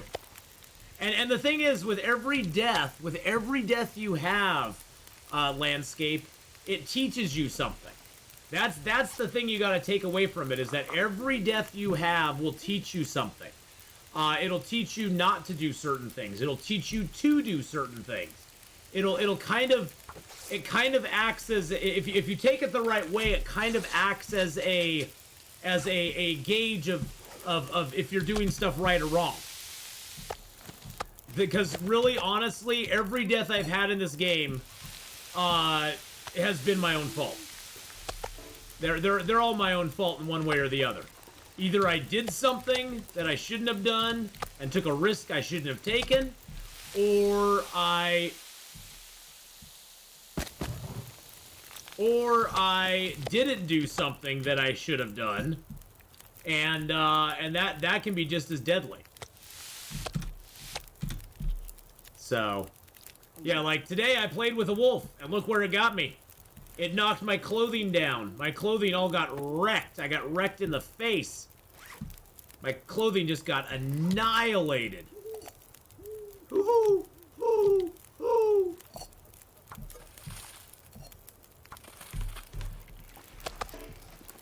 Like when you're out doing stuff by a fire, you want to drop your meat, because guess what? If you don't drop your meat, you could get ambushed by a wolf. And that could end very poorly for you.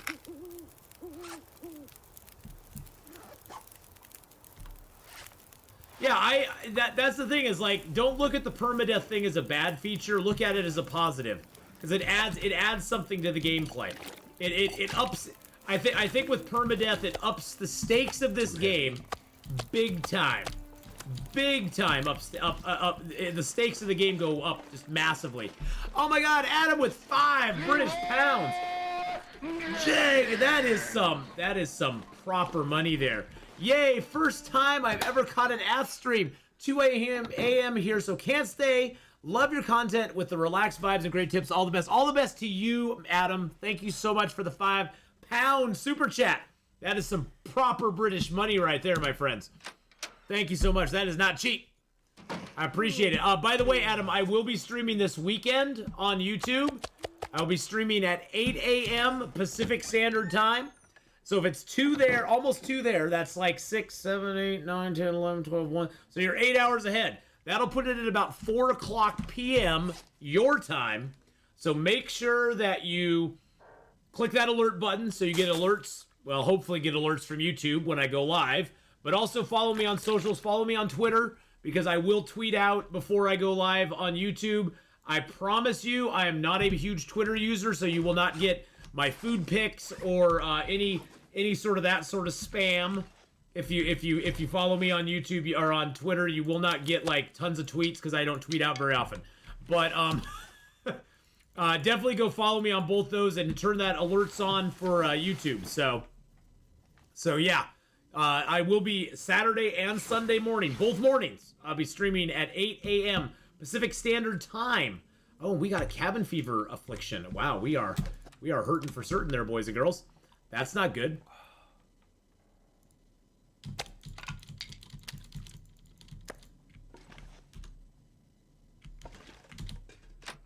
That's not good.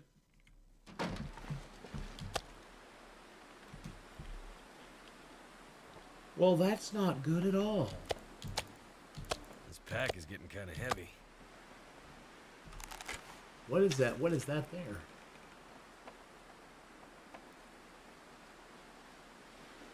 But thank you again, Adam, for the 5 pounds. I appreciate that very much, my friend. All right. Well, we need to go hole up in a cave somewhere, my friends, because, yeah, we got a cabin fever risk. That's loads of fun. I got lots of stinky poo on me, too, so we're going to be bringing all the wolves to the yard. Damn right. Oh, I can't give night vision in this. If I go night vision, that puts me on, that gives you night vision, but it doesn't give you my overlay. So I can't do that. I can't do that. I'll need to set up a YouTube night vision as well. I'm going to watch your stream to get an understanding of the game mechanics, and I was recommended to watch you by a friend because he said you're really good at this game. Well, I've played the game a lot. I'll give your friend that. I've played the game a lot. I've played the game for a little over 5,500 hours at this point. Most of that streamed on Twitch. Now streaming some of that out here on YouTube. I love this game. I love the challenge of the game. I never feel like I've beaten this game. There's always something that goes wrong, like me getting eaten by that being eaten by that wolf. Does that transition cave work? No, it does not. No, it does not. So cold. Unfortunately, that does not work. Yeah, I would say landscape. Start with the story mode. At least play like one chapter of it, just to get an idea of the game. Some of the challenges that are really good when you're just starting out are like the Nomad Challenge is pretty good because you can get a good idea of the different zones, and that sort of stuff. But you know, basically your first a couple things to remember. The Long Dark is unlike a lot of survival games. A lot of survival games are build your way to they're what I call build your way to survival, where the more you build, the more you can succeed. Where the Long Dark is more of it's a survival game where you need to move around a lot. You need to move around a bunch in Long Dark because the loot is very widely scattered. The only way to get to place A from point A to point B is by walking and running. You don't have the option of any sort of fast travel. So you definitely want to travel a lot. Moving is the big thing. You want to move in Long Dark because that's going to give you your greatest chance of survival. Watch out for the wolves and the bears. Let's see what else. When you make a fire, make sure to grab a couple torches out of the fire because if you're going to start another fire, you're going to want to light a torch first and then try to light the fire. Because if you fail on your fire making, which you will do a lot when you start the game up, when you start up and you have 0 skills, you'll fail a lot on fires, and if you start it with a match, if you fail, you have to use another match to try again. And matches will run out eventually.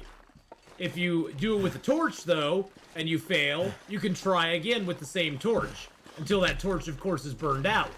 But you won't let that happen. So that's something you can utilize as well that will really help with your long-term survival. Wow, look at that sunrise, boys and girls. That is beautiful. That is some beautiful stuff. Well, we're going to go risk a little more cabin fever in here. Adam, have a good one, my friend. Thank you again for the £5 super chat there. I appreciate that very much. Hope you have a great night. Get some good rest. Hopefully we'll see you on Saturday or Sunday. I want the guts, actually. I'm gonna have to leave something behind. I know, bud. I know. It's gonna be, you're gonna be fine. You're gonna be fine. Hey, Beachy! How you doing, Beachy? Let's drink down a birch bark tea. Eat a little bit of meat. Wonder if I can drop any of this gear. Oh, look at that beautiful sunrise. We are going to go in here and warm up real quick. We're going to warm up real quick. Let's drop our guts, hide, and the 2 birch. There we go. Where's my bed? There's the bear hide. There's my workbench. There's my bed. I live in Australia, so I can rarely ever catch a stream. Oh, you're like, wait, what time is it in Australia right now, Beachy? Just out of curiosity. What time is it in Australia? Because I know it's completely different time than it is here. I think it's like 12 hours ahead or something like that. It's like crazy. It's like crazy ahead of me.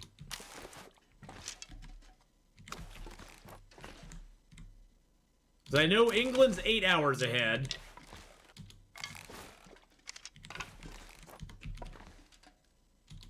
I don't know what time it is in Australia, though. I think Australia's even more. It's currently 1 p.m.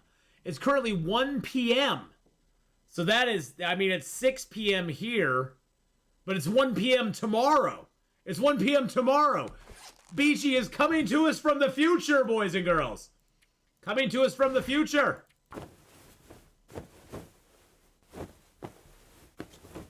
Damn, it's tomorrow already. Exactly. Damn, it's tomorrow already. Jeez Louise. Let's get rid of that sewing kit. There we go. Alrighty. Alright. We gotta go to our cave. Actually, you know what? You know what we could do? Here's what we can do. I just thought of what we can do. We can go into Mystery Lake, into Mountain Town, into the Mountain Town area from here. We can go down into Mountain Town, climb down there, and spend a little time in the cave there to get rid of our cabin fever. Let's throw that in there. Let's throw these couple torches in there. Let's break down this arrow real quick. Because there's a cave in there, and it also has matches in there too. There's guaranteed matches there. So, the reason the game intrigues me, because there's a lot to learn and explore on the different maps. Oh yeah, that is probably the biggest piece of advice you'll hear from anybody who plays this game, is learn the maps. Map knowledge is the biggest key to survival in the long dark. Knowing the different maps, knowing how to get around them, regardless of where loot is on the maps, having the knowledge of how to move around the maps is the biggest key of anything. That's gonna help you survive longer than anything else. And there's so many like in and outs of all the different zones. There's so many different places to go and things to explore that getting the maps down. That's why I said start at Mystery Lake. Mystery Lake's a pretty good sized map, but it's pretty easy to learn Mystery Lake. Mystery Lake is not a super hard map to learn.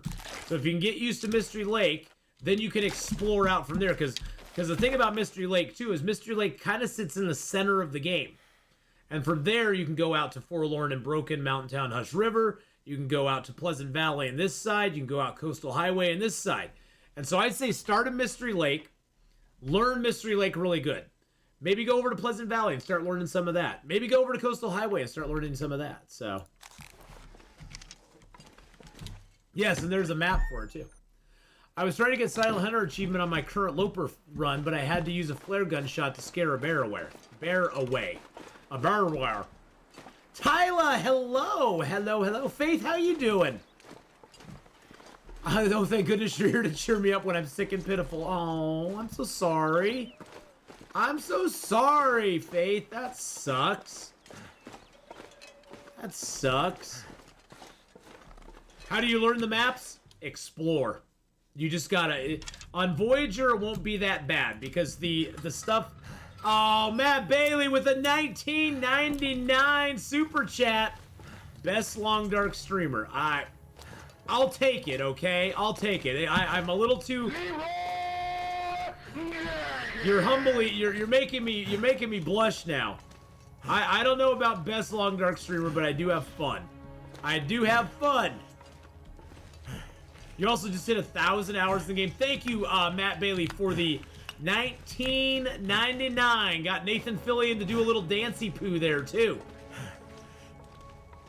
Got Nathan Fillion to do a little dance. But thank you, Matt Bailey, for the 1999 super chat there. I appreciate it very much, my friend. And I appreciate you saying I'm the best long dark streamer. I won't claim that title. I think there are others who are way more accomplished at this game than I am. I believe I'm a good ambassador for the game because I love it and I'm passionate about it. I may be one of the most passionate people about this game. And I've had big problems with some of the stuff they've done, and I'm not afraid to say it. But I also love a lot of stuff they do. So, using guides on the internet is a great start to get a good picture of everything, but experience is always the best. Yeah. I mean, when I started playing, Ryan, I totally agree with you. When I started playing, I used a bunch of online maps. I used a bunch of online maps. No shame in your game. The game's huge. It's hard to know where stuff is. You want to find things. I use maps, but the thing is, as you play more, as you get more used to the game, you find you don't need them any longer. You find that the maps become the maps become something that you don't need. You're like, oh, I remember that tree. I remember this canyon. I remember how to get over here. And as you go through it, you start to get more knowledge up here that then translates into you being able to find places, go to places, keep in mind, oh, I can go over here to do this. Like right now, we're fighting cabin fever. So I'm like, oh, we're going to come over here because I know there's a cave. I know there's a cave over here that I can ditch in, and I can just spend a day or two in there, chill out for a little bit, get my cabin fever gone, and then move on. Plus, coming over here gives me an advantage where I can actually, like, maybe think of going into Milton. Maybe go to Hush River Valley. I don't know. We'll see. Yeah, you become the map. You become the map. You use the maps, then you become the maps. But Matt, thank you again so much for the super duper. And I will be streaming also here on YouTube Saturday morning and Sunday morning, 8 a.m. Pacific Standard Time. I know I've said that a bunch, but I'll say it again. And make sure to smash that like button, boys and girls. Please do subscribe to the channel. I imagine most of you are. But if you aren't, subscribe to the channel. Hit the bell for notifications so you, hopefully, if YouTube works correctly, you'll get a notification before I go live. Also follow me on Twitter because I will announce out on Twitter before I go live. I'll put a little announcement up there 20-30 minutes before saying, hey, we're going to go live on YouTube, blah, blah, blah, blah, blah, and all that good stuff. And I will go blah, blah, blah, blah, blah. I know some of you don't want to use Twitter. That's fine. It's just the way you go. What on earth is cabin fever? So what happens, Landscape, is that the game is always looking at your last 6 days in the game. It's taking a snapshot. If in that 6-day period you spend more than, I think it's 50 or 60% of your time indoors, it'll start giving you what's called a cabin fever risk. If you keep spending time inside, you'll get full-blown cabin fever. The way to get rid of the cabin fever risk is to come outside and just do stuff. And that will slowly but surely decrease it. if you get full-blown cabin fever, what happens is you cannot sleep or pass time inside for a 24-hour period in game. So, My fingers feel. it's a detriment they put on the game. They put on you basically because they didn't want people just making a big kill and then just spending all their time indoors for the next 20 days. They wanted to force you to go outside and do stuff. Currently at day 70, my new Loper record. Oh, that's awesome. That's the thing also, Landscape, to always remember with this game. You aren't competing with anybody else. Beachy's brought up a good point. See how Beachy just said, that's my new Loper record. All you're competing with is yourself in this game. And you're competing to see how many days you can survive.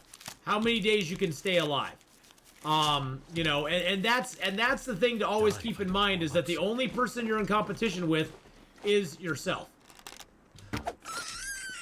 Let's go for the long shot. Oh, yeah! Let's go, baby! 2 in a row. 2 for Tuesday right there, my friends. Woo!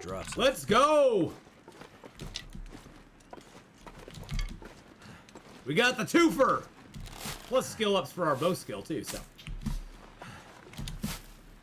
We got skill ups for the bow skill. I know, I get excited by killing a rabbit. I know, I got excited killing a rabbit. It's exciting to get a good shot on him, especially when you're like, hey, let's give it a shot, see what happens. See what happens, you know?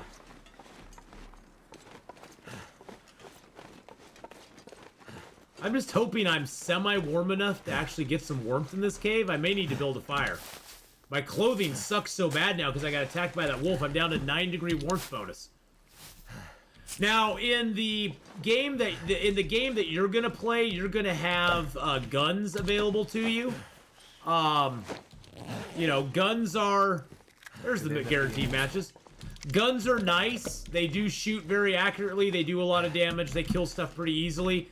The thing is that in Interloper, you only have a bow. So if you ever step up to playing Stalker, you're gonna probably want to up your bow skill. You're gonna, and I'm not talking about the actual skills, because you have skills in harvesting, cooking, fire starting, fishing, rifle, archery, mending, revolver, and gunsmithing. And as you up those, you get benefits from them. I'm not talking about upping that skill. I'm talking about practicing with the bow. Practicing with the bow is one of the most difficult things. And because there's a lot of finesse, because the arrows have drop. The further away a target is from you, the more you have to finesse it. The more you have to raise the bow up above the target. And the more you have to adjust for what you're shooting at, instead of just pointing and shooting like you can with the gun.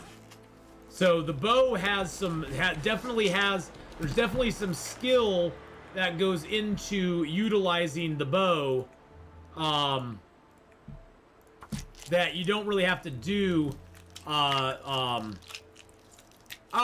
yeah, I have just beware, everybody. Caps are a thing here on YouTube that I had to turn on because all the sex bots here on YouTube love to spam caps in your chat. So if you do all caps, it's gonna time me out. I can't do anything about it. I'm sorry. Makes sense. I seen a video of a guy with a crazy base stocked up with everything, camping in a cabin for the next 30 days. Yeah. And they wanted to do away with that. That's why they put cabin fever in the game. They don't want people to just be able to camp out everywhere and survive forever in a cabin. They want you to get out. They want you to explore. So I prefer the bow personally over everything else. The bow to me is more accurate. I have more accuracy with the bow. The kills are very much more satisfying. Just from a standpoint of really having to work for it. The kills are way more satisfying with the bow than with the gun. And you have reusable ammo, because if your arrows break, you can always get your arrowhead back. And you can just recraft your arrow again. Well, you're a mod, BK, so you are immune. You are immune. Come on. Me too, I made it to day 10, I'm at the dam, and I've not played it since in the last couple of years. Yeah, you don't have to flex your mod status that hard. Jeez, BK. Oh, hey, what'd we get? Oh, fire starting too. Nice.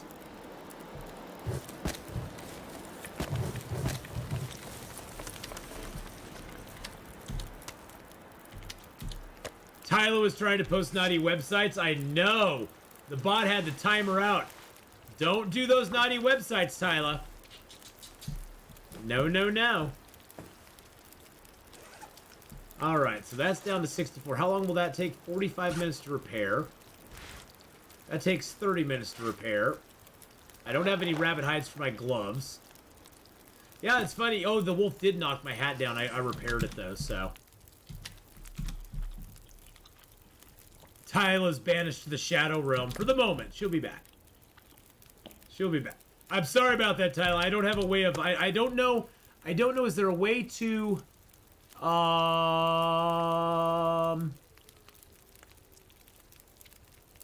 No, there's not a way to untime out people. Oh well. It's a bot thing. It's a bot thing.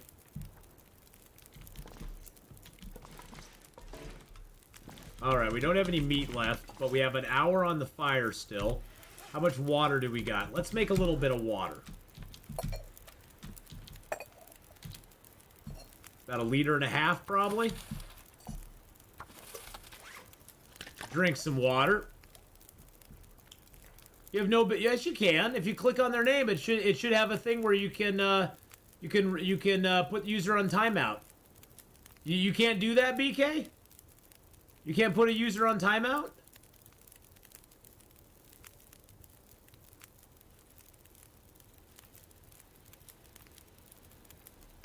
I think you can. I'm pretty sure you can.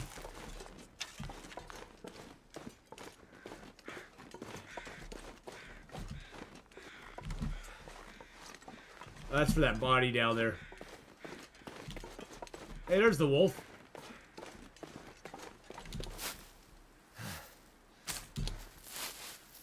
Oh, you can't untime out. Oh, I got you.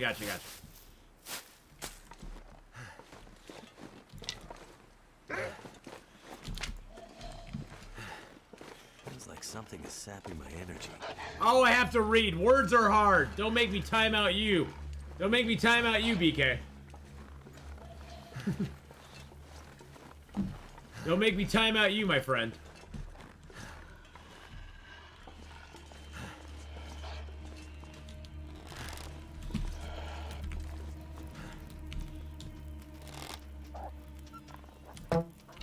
Oh man, I missed.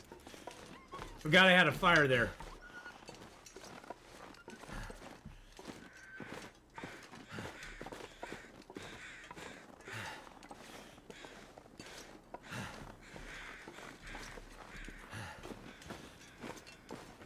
Do it. BK deserves it. No, BK doesn't deserve it. He robbed my last night too. He robbed my house last night. Wait a second. He didn't rob your house. What are you talking about?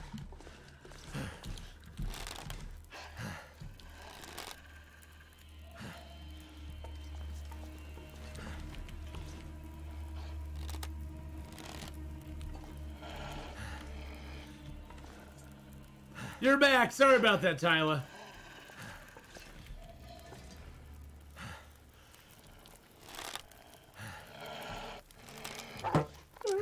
There we go. We unwoofed him that time.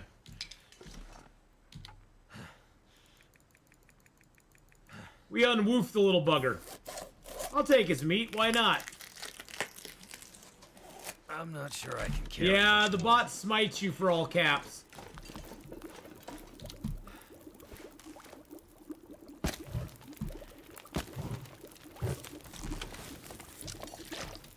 I'm not gonna eat this wolf meat, I just wanted to cook it.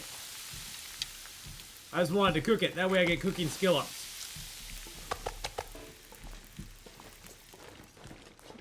Alright, let's go see if we can get a couple more ribbity rabbits.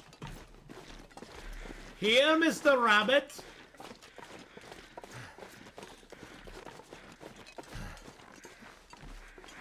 Usually there's a couple more rabbits out here. Gosh, I'm like really tired, ain't I?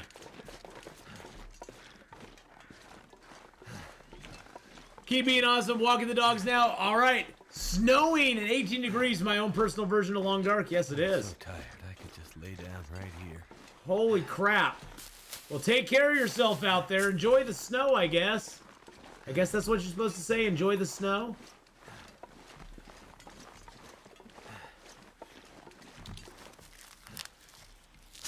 See, our cabin fever is now gone. Just from this little time we spent outside, our cabin fever is now gone.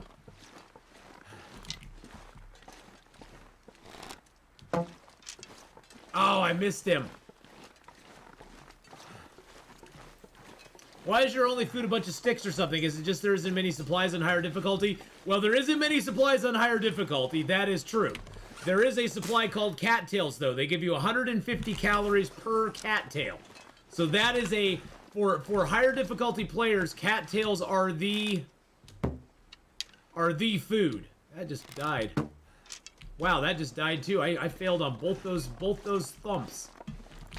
Come here, Thumper. There we go. Finally got that little bugger.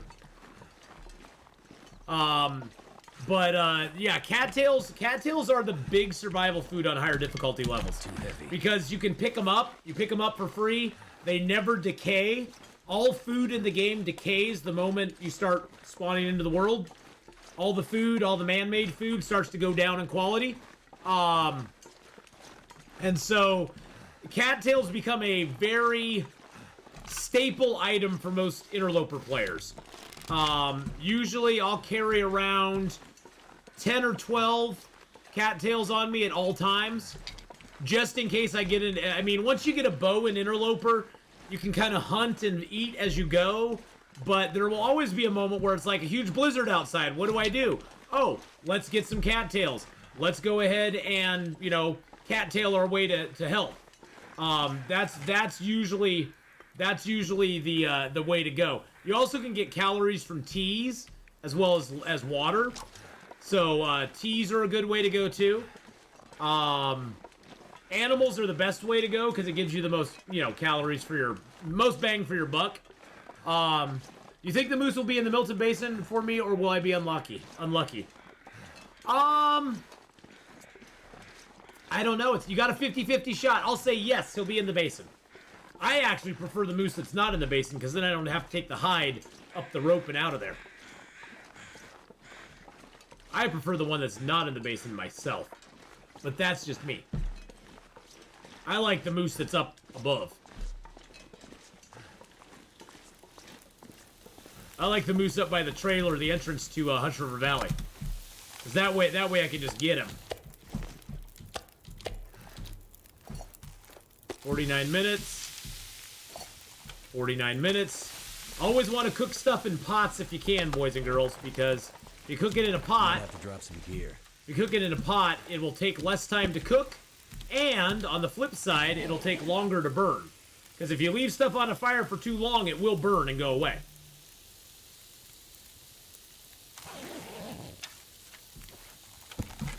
See, like, this has 50 minutes before it'll burn, so we got a lot of time on that before it'll burn. You check the pond, but he's not there. Then you probably have the one up above. Oh, I want that rabbit. Let's throw a few more pieces of wood on the fire here.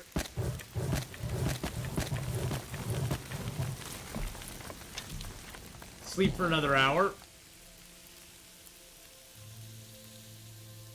They should let you kill crows for more feathers and crow meat. I know, Yummy Pie. Wouldn't that be awesome? That'd be super cool if they did that. I don't think they will, but it'd be super cool if they did. Dusk, so night can't be far behind.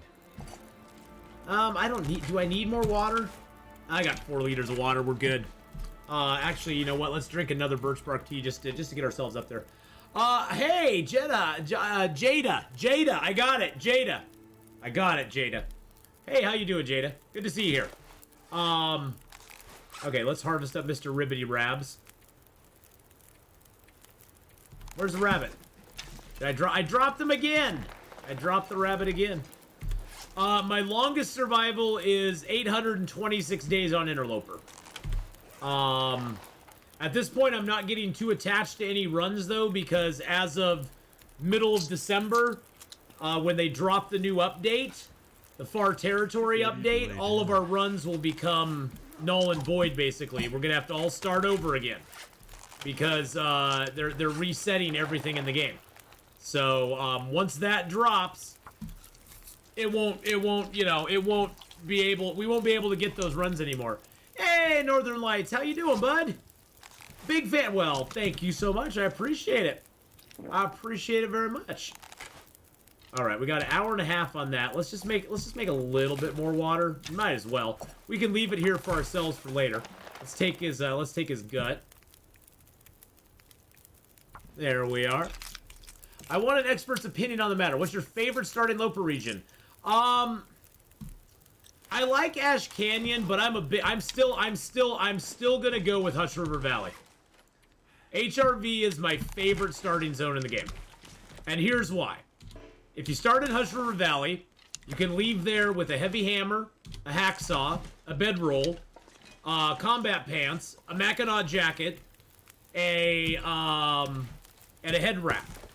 And then you can go directly into Milton, loot up Milton, and then you can go into Forlorn Muskeg and do a forge run.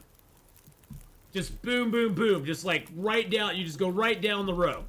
That's why I love starting in Hush River Valley. I know it's not everybody's favorite zone to start in, but I like it for that fact. I find that my runs I start in Hush River Valley tend to go pretty good. Tend to go overall pretty dang good. I guess I should sleep while I have good weather. Should we risk it? I was always afraid to give Interloper a try, but using your loot tables and learning how the bow first on Voyager, I'm now on day 65! Woo! Rickard! Well, that's awesome! But pretty much first try from a run I stopped about 2 years ago on day 27. That is awesome, my man. Oh, I'm so happy for you. That's so cool. That is so cool. Well, good job. Good job. Okay, what we're gonna do is we're gonna sleep in parts. I can't risk it. My warmth bonus is so little that I only have 8 degrees in here. If we got a blizzard right now, we're so screwed. We're so screwed. Hardest starting location. For me, I don't find it a hard location to start in. But I'd have to say it's kind of a toss-up between Blackrock and Desolation Point. Although I'd say probably Desolation Point. I'd say Desolation Point is probably worse because there's no cattails. Where do you get the loot tables? The loot tables on my Twitch channel. We have them posted up there. You can find them there. The loot tables will be no longer of any use, though, after the new update. After the new update, the loot tables are right out the window. So, they won't be of any use to anybody anymore.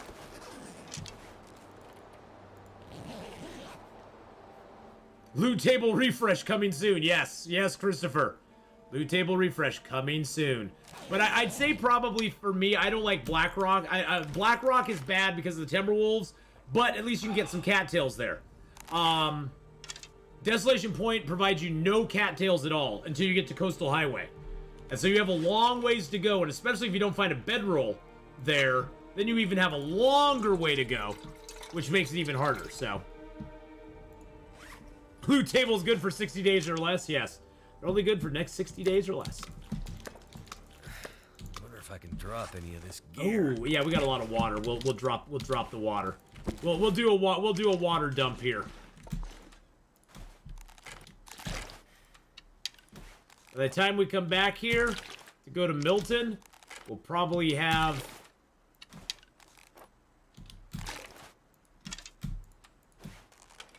cooking fun. Hopefully. We'll hope. My friend's favorite Loper region is Blackrock Mountain, but I don't understand it. He just sounds like a crazy person. Why would you like Timberwolves? They're horrible. Yeah. Well, hey, some people like Blackrock. I mean, Blackrock's not a bad zone. I've had fun in it. I heard there's a wayback code for Steam allow users to allow a player to go back to previous versions. So what it is, Jada, is that if you go into your Steam settings and you go into the betas, you can actually pick a previous version of the game based on what, expansion it was. And so if you rewind the game and use that previous expansion, you can still play your old files. You can still play your old files if you want to. So your old files, they aren't going anywhere. They're just not going to be compatible with the newest version of the game. So, and that's the thing is, as far as starting regions go, it's a very personal thing. Some people really like certain zones. Some people really hate certain zones. I like an Ash Canyon start as well, myself, Christopher, because you can do the whole loop, get all the stuff out of there, go into Timberwolf, get the stuff there, go into Pleasant Valley, and boom, boom, boom, you're going on.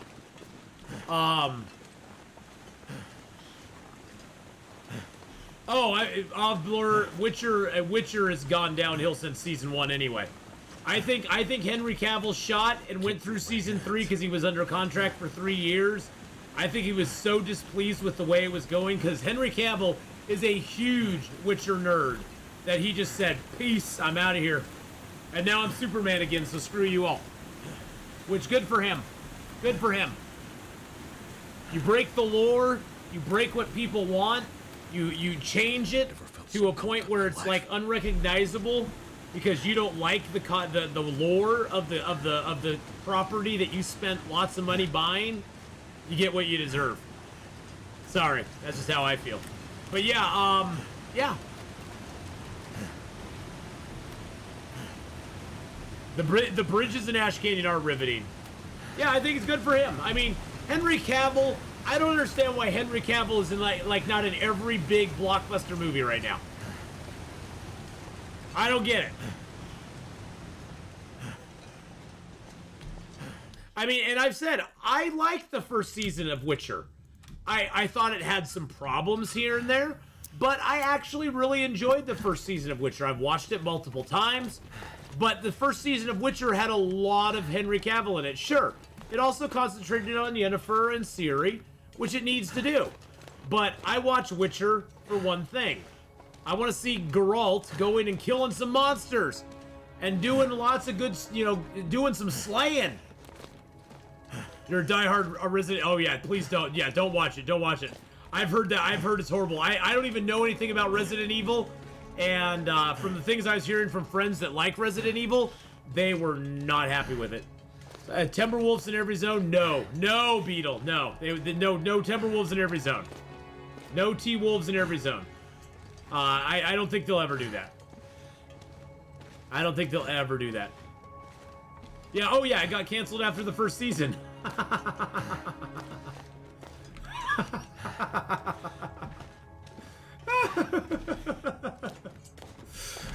Yeah. You just finished. I like Cyberpunk Edge Runners. I knew where it was going, but overall I enjoyed it. I thought it was pretty well done. Edge Runners, I thought the animation was good. I thought the story was decent. I thought they did a good thing. I thought they did a good job with it. I really do.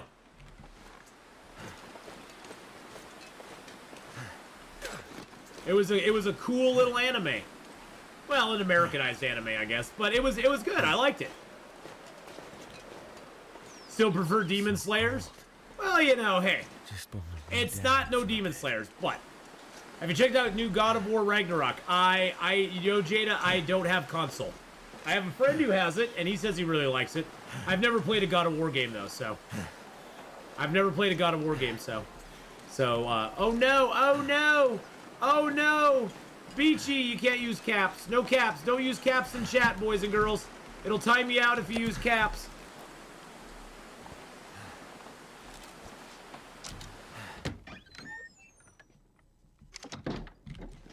It'll time me out if you use caps. I'm sorry about that. It's just what it does. It's what it does.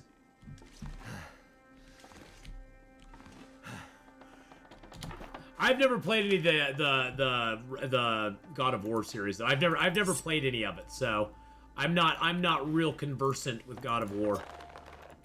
But I've never I don't have a console. I don't have consoles either, so let's just take everything out. Boom. Something's gotta go.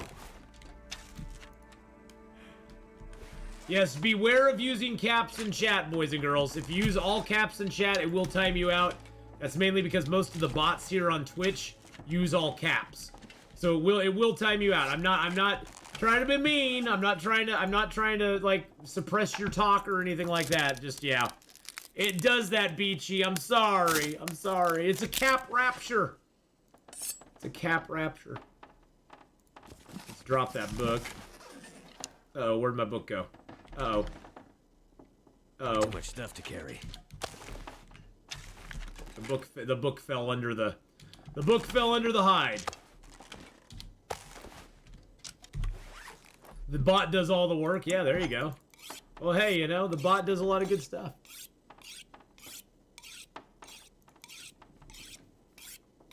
No 5-cent paycheck. I think they released 2018 God of War on Steam if you ever want to check it out. I've looked at the God of Wars. They're more like an Elden Ring type thing. I've never been into those kind of games. I just haven't. The slashy. I mean, I still need to play Witcher 3. I have Witcher 3. I started to play it a long time ago on my 1080. I started to stream it a long time ago, and it was so janky I couldn't play it. But now I probably could. I just have never had a chance to get around to it. Do I ever go to Bleak Inlet or Blackrock for any reason on regular Interloper runs? Usually late game, just to have fun. Usually late game, just to dink around and see what I can do there. Loot it up a little bit, see what I can get.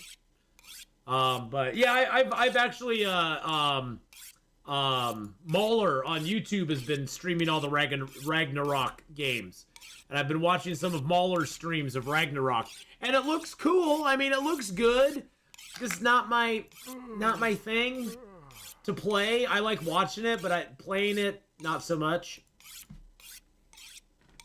I know I mean they have a huge following. People love the Ragnarok ones.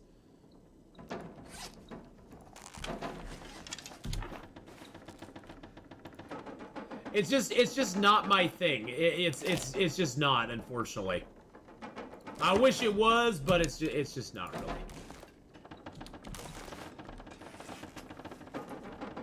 All right. God, are you seriously telling me I need to repair my shoes? I like the Horizon games. I loved Horizon Zero Dawn. I cannot wait till Horizon Forbidden West comes to Steam. I would love to play Forbidden West. I really liked Horizon Zero Dawn. Yeah, that's the thing. Is like, just because I don't like a game doesn't mean it's bad. It's just mean it's not my taste in games. I mean, that's the beauty of gaming, is that there is something out there for everybody. Something out there for everyone. If you are into, you know, the end game boss stuff, it's there for you.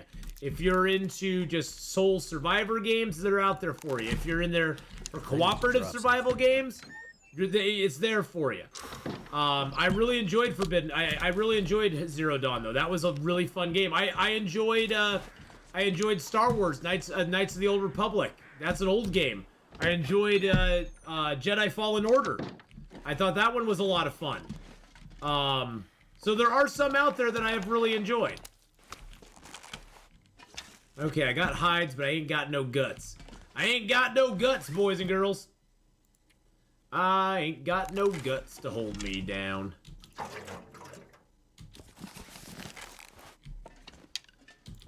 Take the fishing book with me. Take the extra bedroll with me. It puts me at 40 kilos. I guess we're going to be making 2 trips here, aren't we? We're going to be making 2 trips, boys and girls. We'll come back for this stuff. I have played Oxygen Not Included. Not really my thing. You almost need a advanced engineering degree to play that. It's fun. It's fun in the beginning, but it gets Oxygen Not Included is fun for a while, And then I just get kind of bored of having to upkeep everything in the game. It almost gets a little too much for me. And I get impatient. I just want things to move along quicker. And they don't. And then I speed time up. And then things go wrong. Things go horribly wrong. Oh, Detroit Become Human was awesome. I've played that many times. I probably will play Detroit. Usually January is a month where I revisit a lot of games. I usually revisit Subnautica in January. I'll probably be revisiting Detroit Become Human for a yearly go-round on that. See if I can get Marcus and Kara and Connor all the way to the end. Maybe get Hank all the way to the end. See, and I never thought of him as Mr. Krabs. I always think of him as the Kurgan. I always think of him from Highlander. That's how I always think of him. Which is hilarious because everybody's like, "Oh, it's Mr. Krabs," and I'm like, I didn't. My kids were SpongeBob. I never watched SpongeBob. I mean, I'm aware of it. I saw my kids watching it. I'm aware of it, but, yeah, for me, he's always going to be the Kurgan. There can be only one Highlander!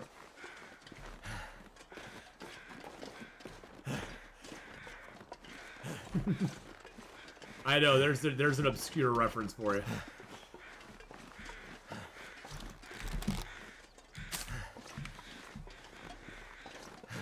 I won't kill Connor this time. As someone who maxed out Subnautica and did everything, I was really underwhelmed by Below... Oh, Below Zero sucked.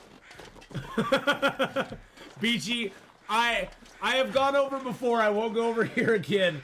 But I hated Below Zero. I actually never finished playing Below Zero. That's how disgusted I was by that game. I just was like, I'm done. No, I'm done. Bye. Bye!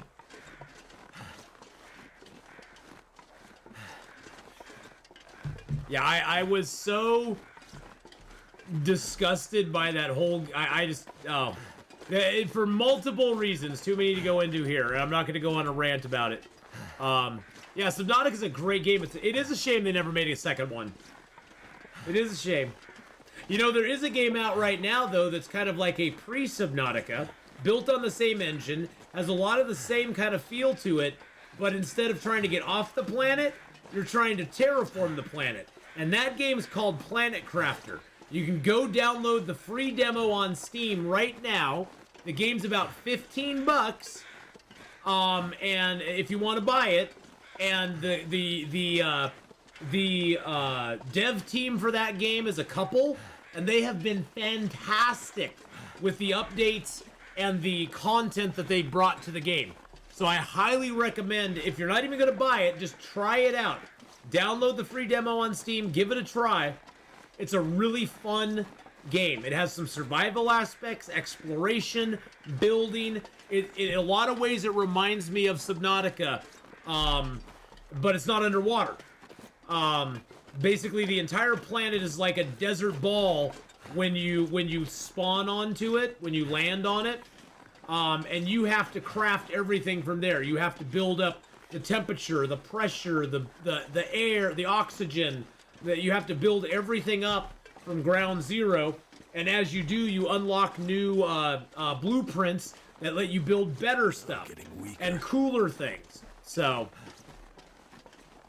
I don't think I could ever actually play Subnautica. I'm not a fan of the deep ocean. Yeah, with Subnautica, you cannot have a fear of water, because in Subnautica you gotta dive, you gotta be brave, dive deeper, and get out there. So. You know, I've taken a look at Deep Rock Galactic. I've taken a look at that one. It's an interesting game. I don't know if it's quite my style, quite what I would like. There are games, though, that, like, I'd like to play, but I like to play I'd like to play if I had offline time, which I really don't have a lot of time offline. There are ones I'd play, and it'd be mainly offline. Wow, we're at 57 people! Woo! And we're at 50 likes. Make sure to hit that like button, boys and girls. Hit that like button.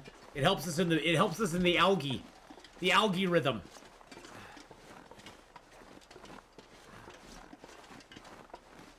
But yeah, I've heard good stuff about Deep Rock Galactic. I've never actually played it myself, but I've heard good stuff about it. There's just so many games on my plate right now, though. I mean, Saturday and Sunday we're gonna be streaming Long Dark here on YouTube, 8 a.m. At noon we'll be switching over to our Twitch platform, playing Escape the Pacific and Icarus, because I've been getting a heck of a lot more into Icarus lately. I've been loving myself some Icarus lately. Icarus is a fantastic version, a fantastic game. I've been getting big into that again. Do resources respawn in the game or does it depend on difficulty? So certain things respawn in the game landscape. Sticks respawn, limbs respawn, coal respawns, but pretty much everything else doesn't. Animals respawn, but pretty much everything else does not respawn. Side, STL, thank you for streaming on YouTube. I've learned much from you. Thank you, fella. Hey, no problem at all, my friend. No problem at all. But yeah, fuel respawns, animals respawn. Don't ever be sorry for forgetting to like. It's something I forget to do all the time on YouTube. But yeah, fuel and animals respawn, but pretty much all the other loot in the game does not. You do not have clothing or food or matches or gear. None of that stuff ever respawns. So once you've looted it, it's done. You've looted it. Books don't respawn. Nothing else really respawns in the game other than that. I really wish Cattails respawned, even if it was like a 200-day timer. That would be great. What's the one drink you like? I think it was called Sobe, yes. Oh. Yes, it was Sobe back in the day. Sobe no longer exists. Sobe is gone. Yeah, Jada, it was Sobe. It makes me sad to think about it. Love the Gunloper run, one of my favorite runs of yours. It was fun. The Gunloper run was really a lot of fun, Sal. I really enjoyed it. It definitely was like, it was definitely like a different perspective on the game for me. You know, basically having to consider things differently, because we weren't doing a forge run to get bows and arrows. There was a lot of things we weren't doing because we didn't need to do them. And so it made it really enjoyable to have a little bit different challenge. Yeah, Sobe was discontinued a while ago. They discontinued it. It didn't sell very well, and Sobe is not now all about their Life Water brand, which sucks, which I never liked. So, yeah, they're all about that now. They don't give any love.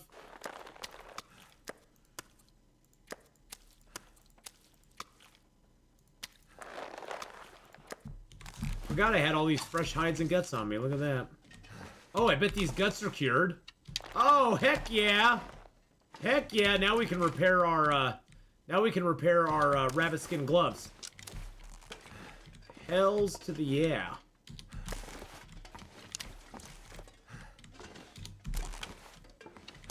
Yeah, birch bark respawns as well. Yep. Birch bark respawns. It's pretty much the man-made stuff that doesn't respawn. Like, nothing in this building will ever respawn.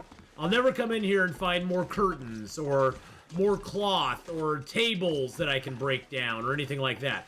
Those will never, ever respawn. Those will always just be gone. Let's throw these papers in here. How many tinder plugs do I have? Oh, actually, you know, I got 3 tinder plugs. Let's just turn the paper into tinder. Let's do that. Let's prepare our birch bark up. We're gonna take a little damage because we're completely tired. So that's one thing too to remember. Okay, I didn't really go over that landscape. So you have these 4 status bars. If any of these status bars ever go into the red, you start to lose overall health. If your health ever goes to 0, you die. Exhausted doesn't really take away a lot of health over time. The thing that'll hurt your health the most is if you're cold. Being thirsty or hungry will hurt your health a little bit. Exhausted will hurt your health a little bit, but it takes a long time for it to have a substantial effect on your health. The main thing you'll lose health to is if you're cold. The cold ticks away at your health very, very, very, very quickly. Did I say it's very quickly? It's very, very, very quickly. So the health will get ticked away the fastest by the cold. And so that's the thing that's the main thing you need to look out for is getting too cold. Everything else in the game will slowly but surely take your health away. But it doesn't take it away as fast as the cold does. The cold is a constant tick, tick, tick, tick, tick, tick, tick. So that's the main thing to look out for.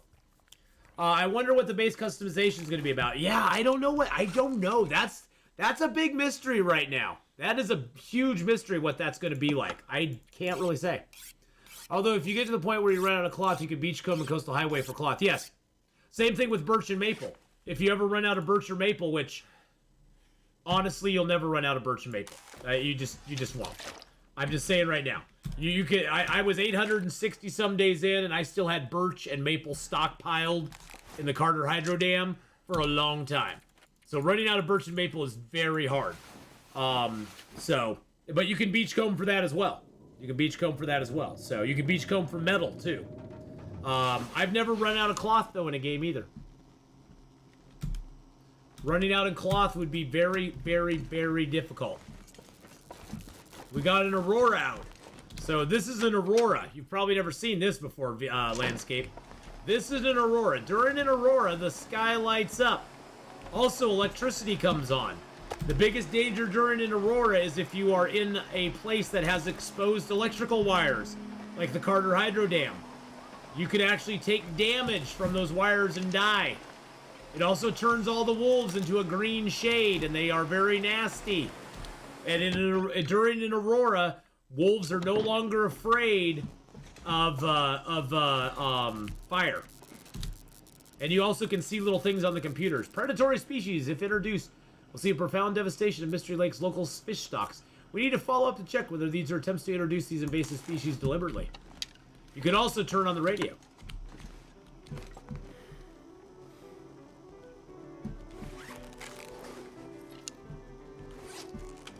Listen to a little music with our pinky up. Yes, we are very sophisticated.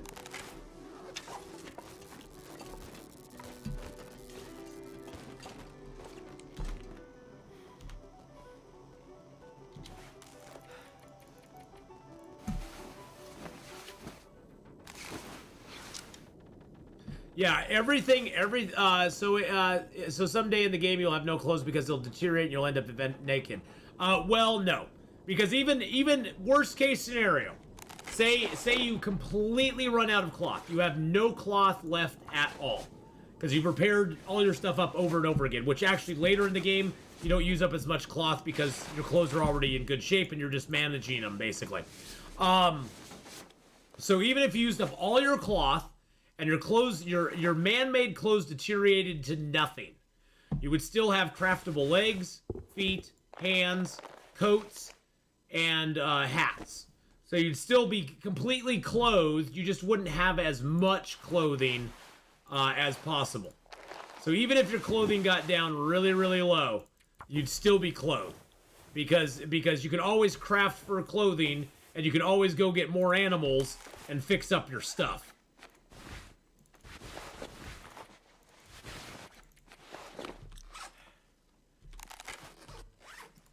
So the fur clothing will always save you in the long run.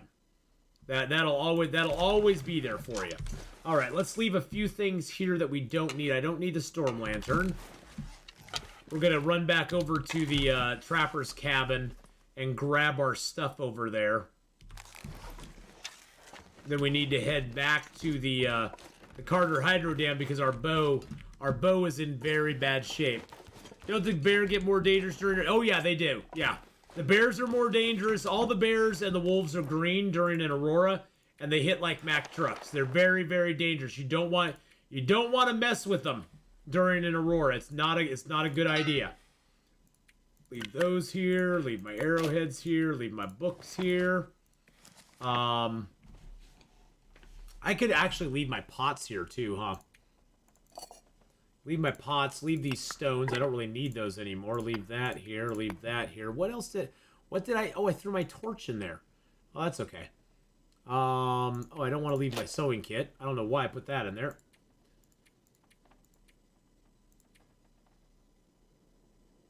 Oh, it's all on weight right now.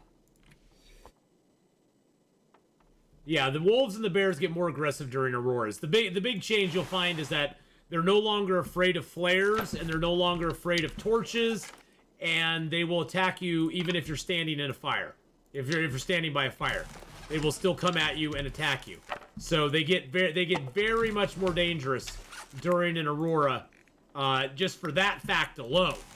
Just for that fact alone, they get way more dangerous. Yeah, because everything is filled with rage during an aurora. I'm breaking these down for tinder plugs because we don't have fire making 3 yet. I think we're getting towards fire making 3. Oh no, we just hit 2. No, we're gonna need tinder plugs for a while. Before fire making 3, you need tinder plugs to be able to start fires. So after you get fire making 3, you're good to go. You don't need tinder plugs anymore. But honestly, landscape, I have never ever ran out of cloth. You would have to live for probably thousands of days in game before you truly ran out of cloth. Because even if you use up all the cloth that you find, you can still beachcomb and get cloth. And by beachcombing, you go to like Desolation Point or a coastal area, and if you go out on the very edges of the ice before you fall in, you'll see things sitting out there, and you can get cloth from that. You can break down metal chairs and get like a piece or two of cloth. There's other things. There's pillows and old bedrolls that you can break down for cloth. There is a massive amount of cloth in the game, and I've never run out. I've never ever run out. Well, and that's true too. Having the animal clothes on the outside layer helps protect your inside layer clothes that are man-made, making them break down slower so you don't have to repair them as often. That's why I was saying later in the game you don't repair your man-made stuff very often because it's all protected. You have the skin clothing on the outside and you just carry around some furs and guts to repair it, and you don't have to worry about repairing the man-made stuff very much. Do you have I don't know what that is, so I would say no. I would say no, we don't have that. Oh, they're called whoppers. Oh, yeah, we have whoppers. We got whoppers.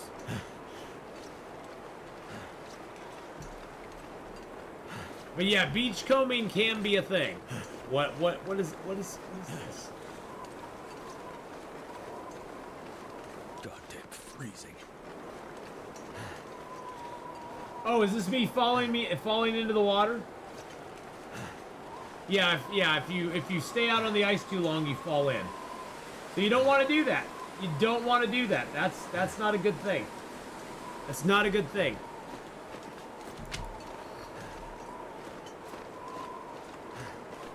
Love you, BK. Thank you for bringing that bad memory back up.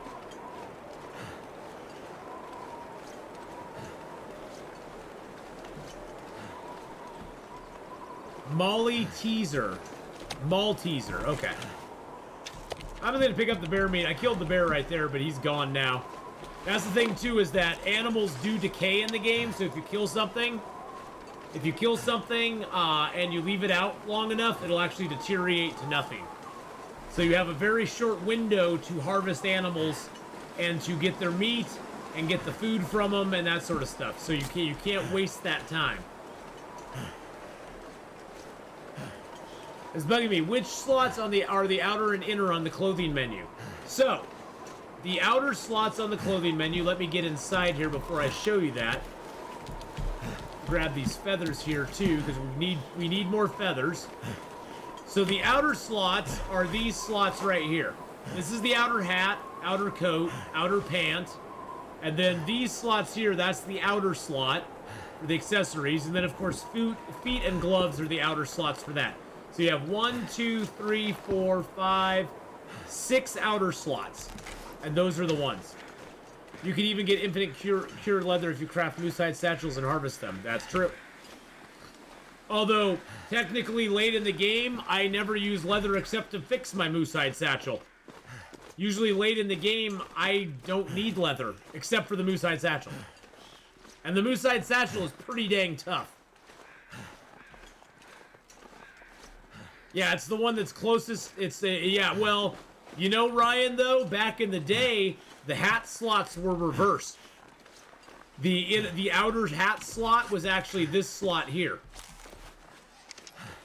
Can you run out of bullets or are they craftable? They are craftable. You have to police your brass because brass is something that you have to have. You have to find car batteries, and then you have to harvest those batteries into lead. And the lead, you get 6 lead per car battery, which will turn into 36 bullet tips. You get 6 bullet tips per scrap lead. And then you have to also find stump remover and grow well fertilizer. That you combine that at a milling machine, or not at a milling machine, but a gunsmithing table to make gunpowder. And then you have to combine the brass, the gunpowder, and the bullet tips to make your ammo. So you can do it. It just takes a little while. Oh, I want to make a fire. But we have nice weather out, so what we're going to do is we're going to first see if we can make a mag lens fire. Yes, we can. So this will save us a match. If you have a mag lens, you always want to check outside if you have a fire, making a chance. Because if you can make it with a mag lens, you want to make it with a mag lens because it's a free fire. Whether you make it or not is immaterial because you've not used any resources. And the mag lens never wears down, so...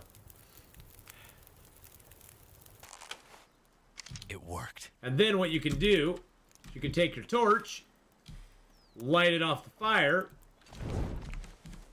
go inside,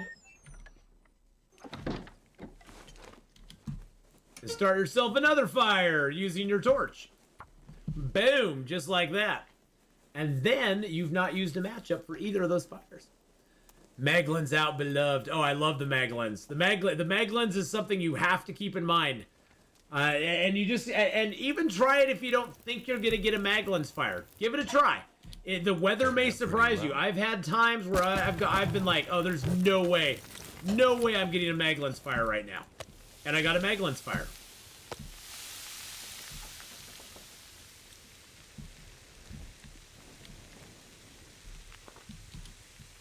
I'm gonna take a new torch out of there because my other torch is bad. And if you ever have a torch and it's bad, you can break it down and you get a stick out of it. So you might as well.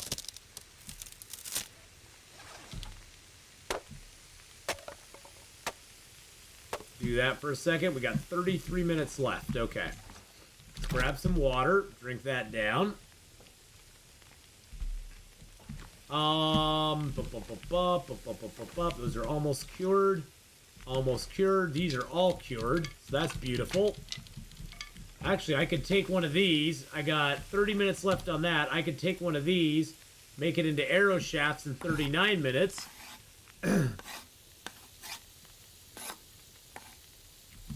Well, in Pilgrim and Voyager, you also have way more access to, matches. If you ever have extra fire, just take some torches from it. Worst case scenario, you can break down the crappy torches and get sticks, and you can keep the best torch you pull. Yeah, out of a fire, you can pull up to a 50% torch. That's the best torch you'll get out of a fire. It's a 50%er. So you can take a whole bunch, you can break them down, all sorts of good stuff.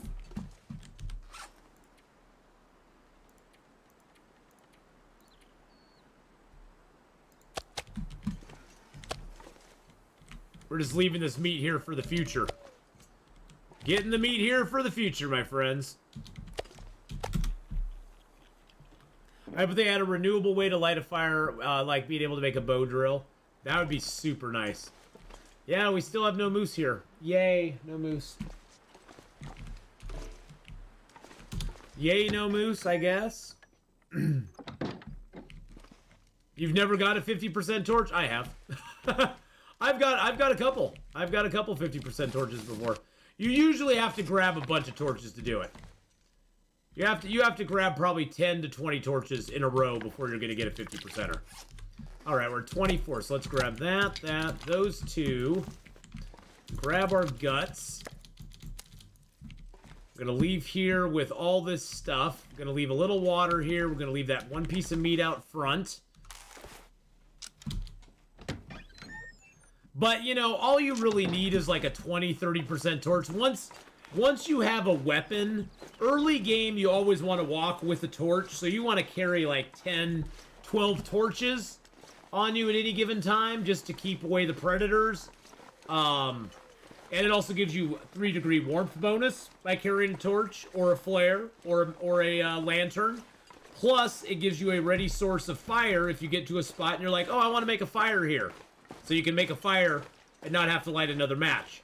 So early game, you definitely want to carry a bunch of torches with you. For multiple reasons. Later in the game, as long as you got one halfway decent torch, all you're really using it for is to light fires with. You aren't really using it for anything else. Yeah, torches and stones. You want to keep some stones on you, too.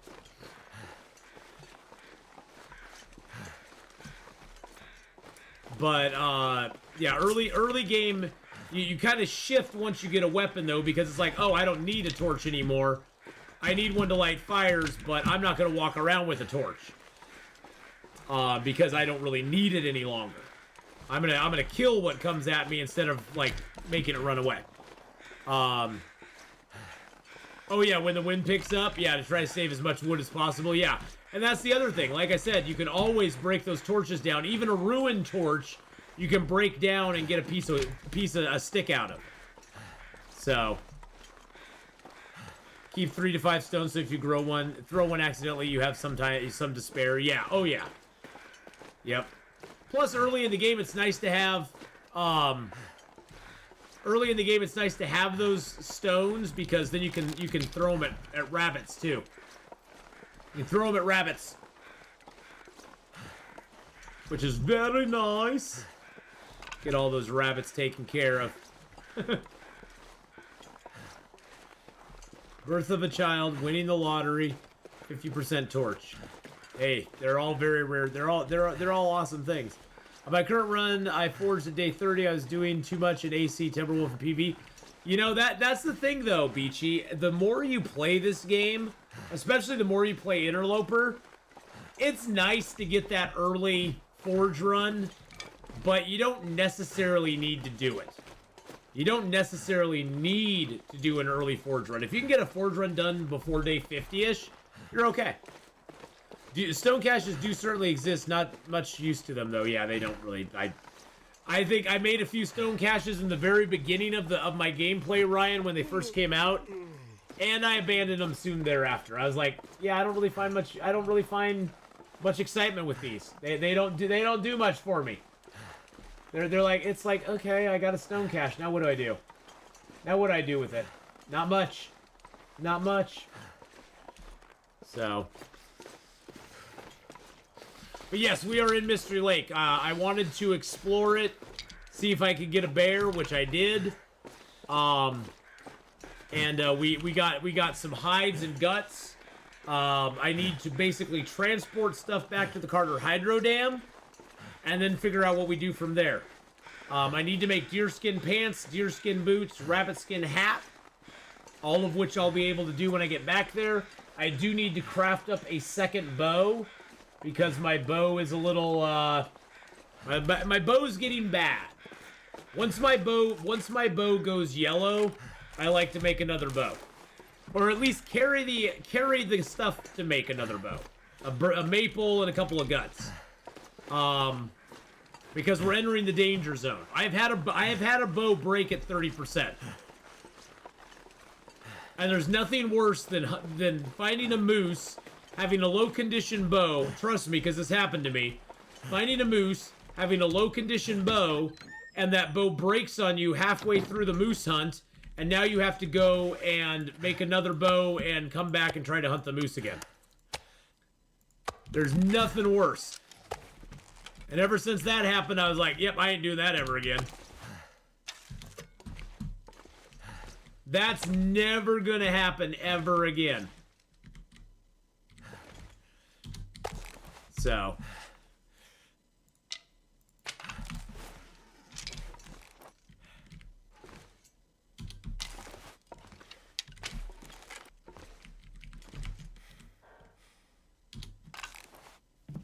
Like, the best use is just storing meat outside, but not having to worry about it being eaten, but then you realize you can just drop it at your doormats. Yeah. You can just drop the wood at your doormats. You don't have to worry about it. It's going to be fine. It's going to be fine.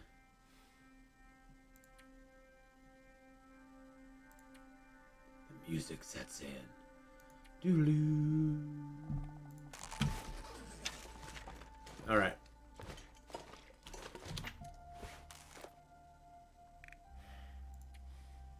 Grab out our feathers.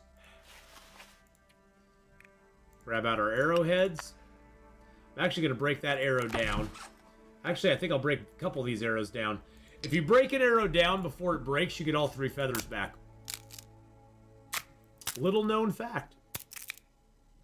You break it down. I mean, it's nice. It's sometimes nice to have the arrow break on contact, but if you break it down before it breaks, you get all 3 feathers and the arrowhead back. And so you can just turn it right into another arrow. You don't even have to have extra feathers, so. Which is kind of nice. Why do I store the meat outside? It decays slower outside. And especially now, especially this early in the game, I do not have really good, I don't have really good, if the meat gets too low, if meat goes below 75%, you can get food poisoning from it. And if you keep meat on you, the meat decays way quicker, and you could get food poisoning from it. And you don't want food poisoning. You don't want food poisoning from it. It's not a good thing. Food poisoning is a bad thing. Let's use our bedroll flashlight. I know this place is good enough. I can do it. And there's the stairs. Up the stairs we go. Oh shush, you're fine, buddy. Actually, I need to go outside and eat some meat first. Let's do that first.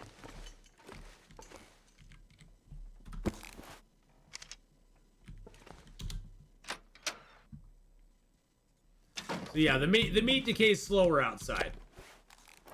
See, it's at 78. It's getting close to where it could actually give us food poisoning.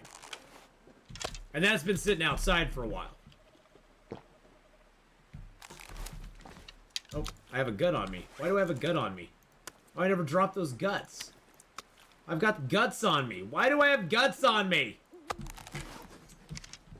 Yeah, once you get cooking 5, you don't have the chance of food poisoning or intestinal parasites anymore. And in addition to that, you get a lot more calories out of the meat. They're much more caloric, I guess you'd say.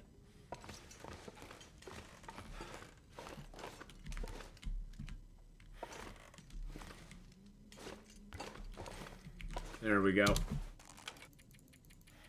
But yeah, cooking 5 is the dream. That's what you want to aim for in your runs, is getting cooking 5. Because with cooking 5, everything becomes a lot easier. Everything becomes a lot easier in the game. So. All right, well, boys and girls, I've been on for 3 hours now. I think we're gonna wrap it up here. I know I'm ending a little bit early, but that's how it goes. I will be back on Saturday morning and Sunday morning here on YouTube. So make sure, like I said, hit that subscribe button, turn the bell on for notifications, and all that good stuff. I want to thank everybody for coming by. Thank you for liking the stream. We got 61 likes on the stream today, which was awesome. Thank you for the super chats, the super dupers. I appreciate those very much.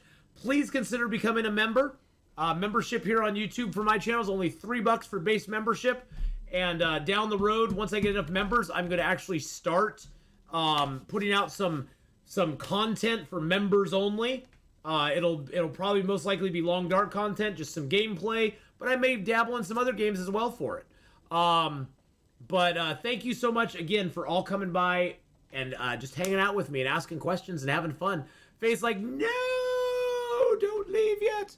But yes, I will be back here on YouTube Saturday morning, Sunday morning, 8 a.m. Pacific Standard Time. Basically like 13 hours time-wise from right now, whatever that is in your country.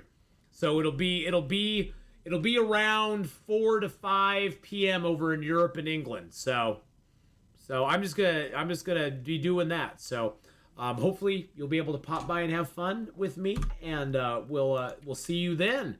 But until then, have a great night, everybody. Love y'all, and bye.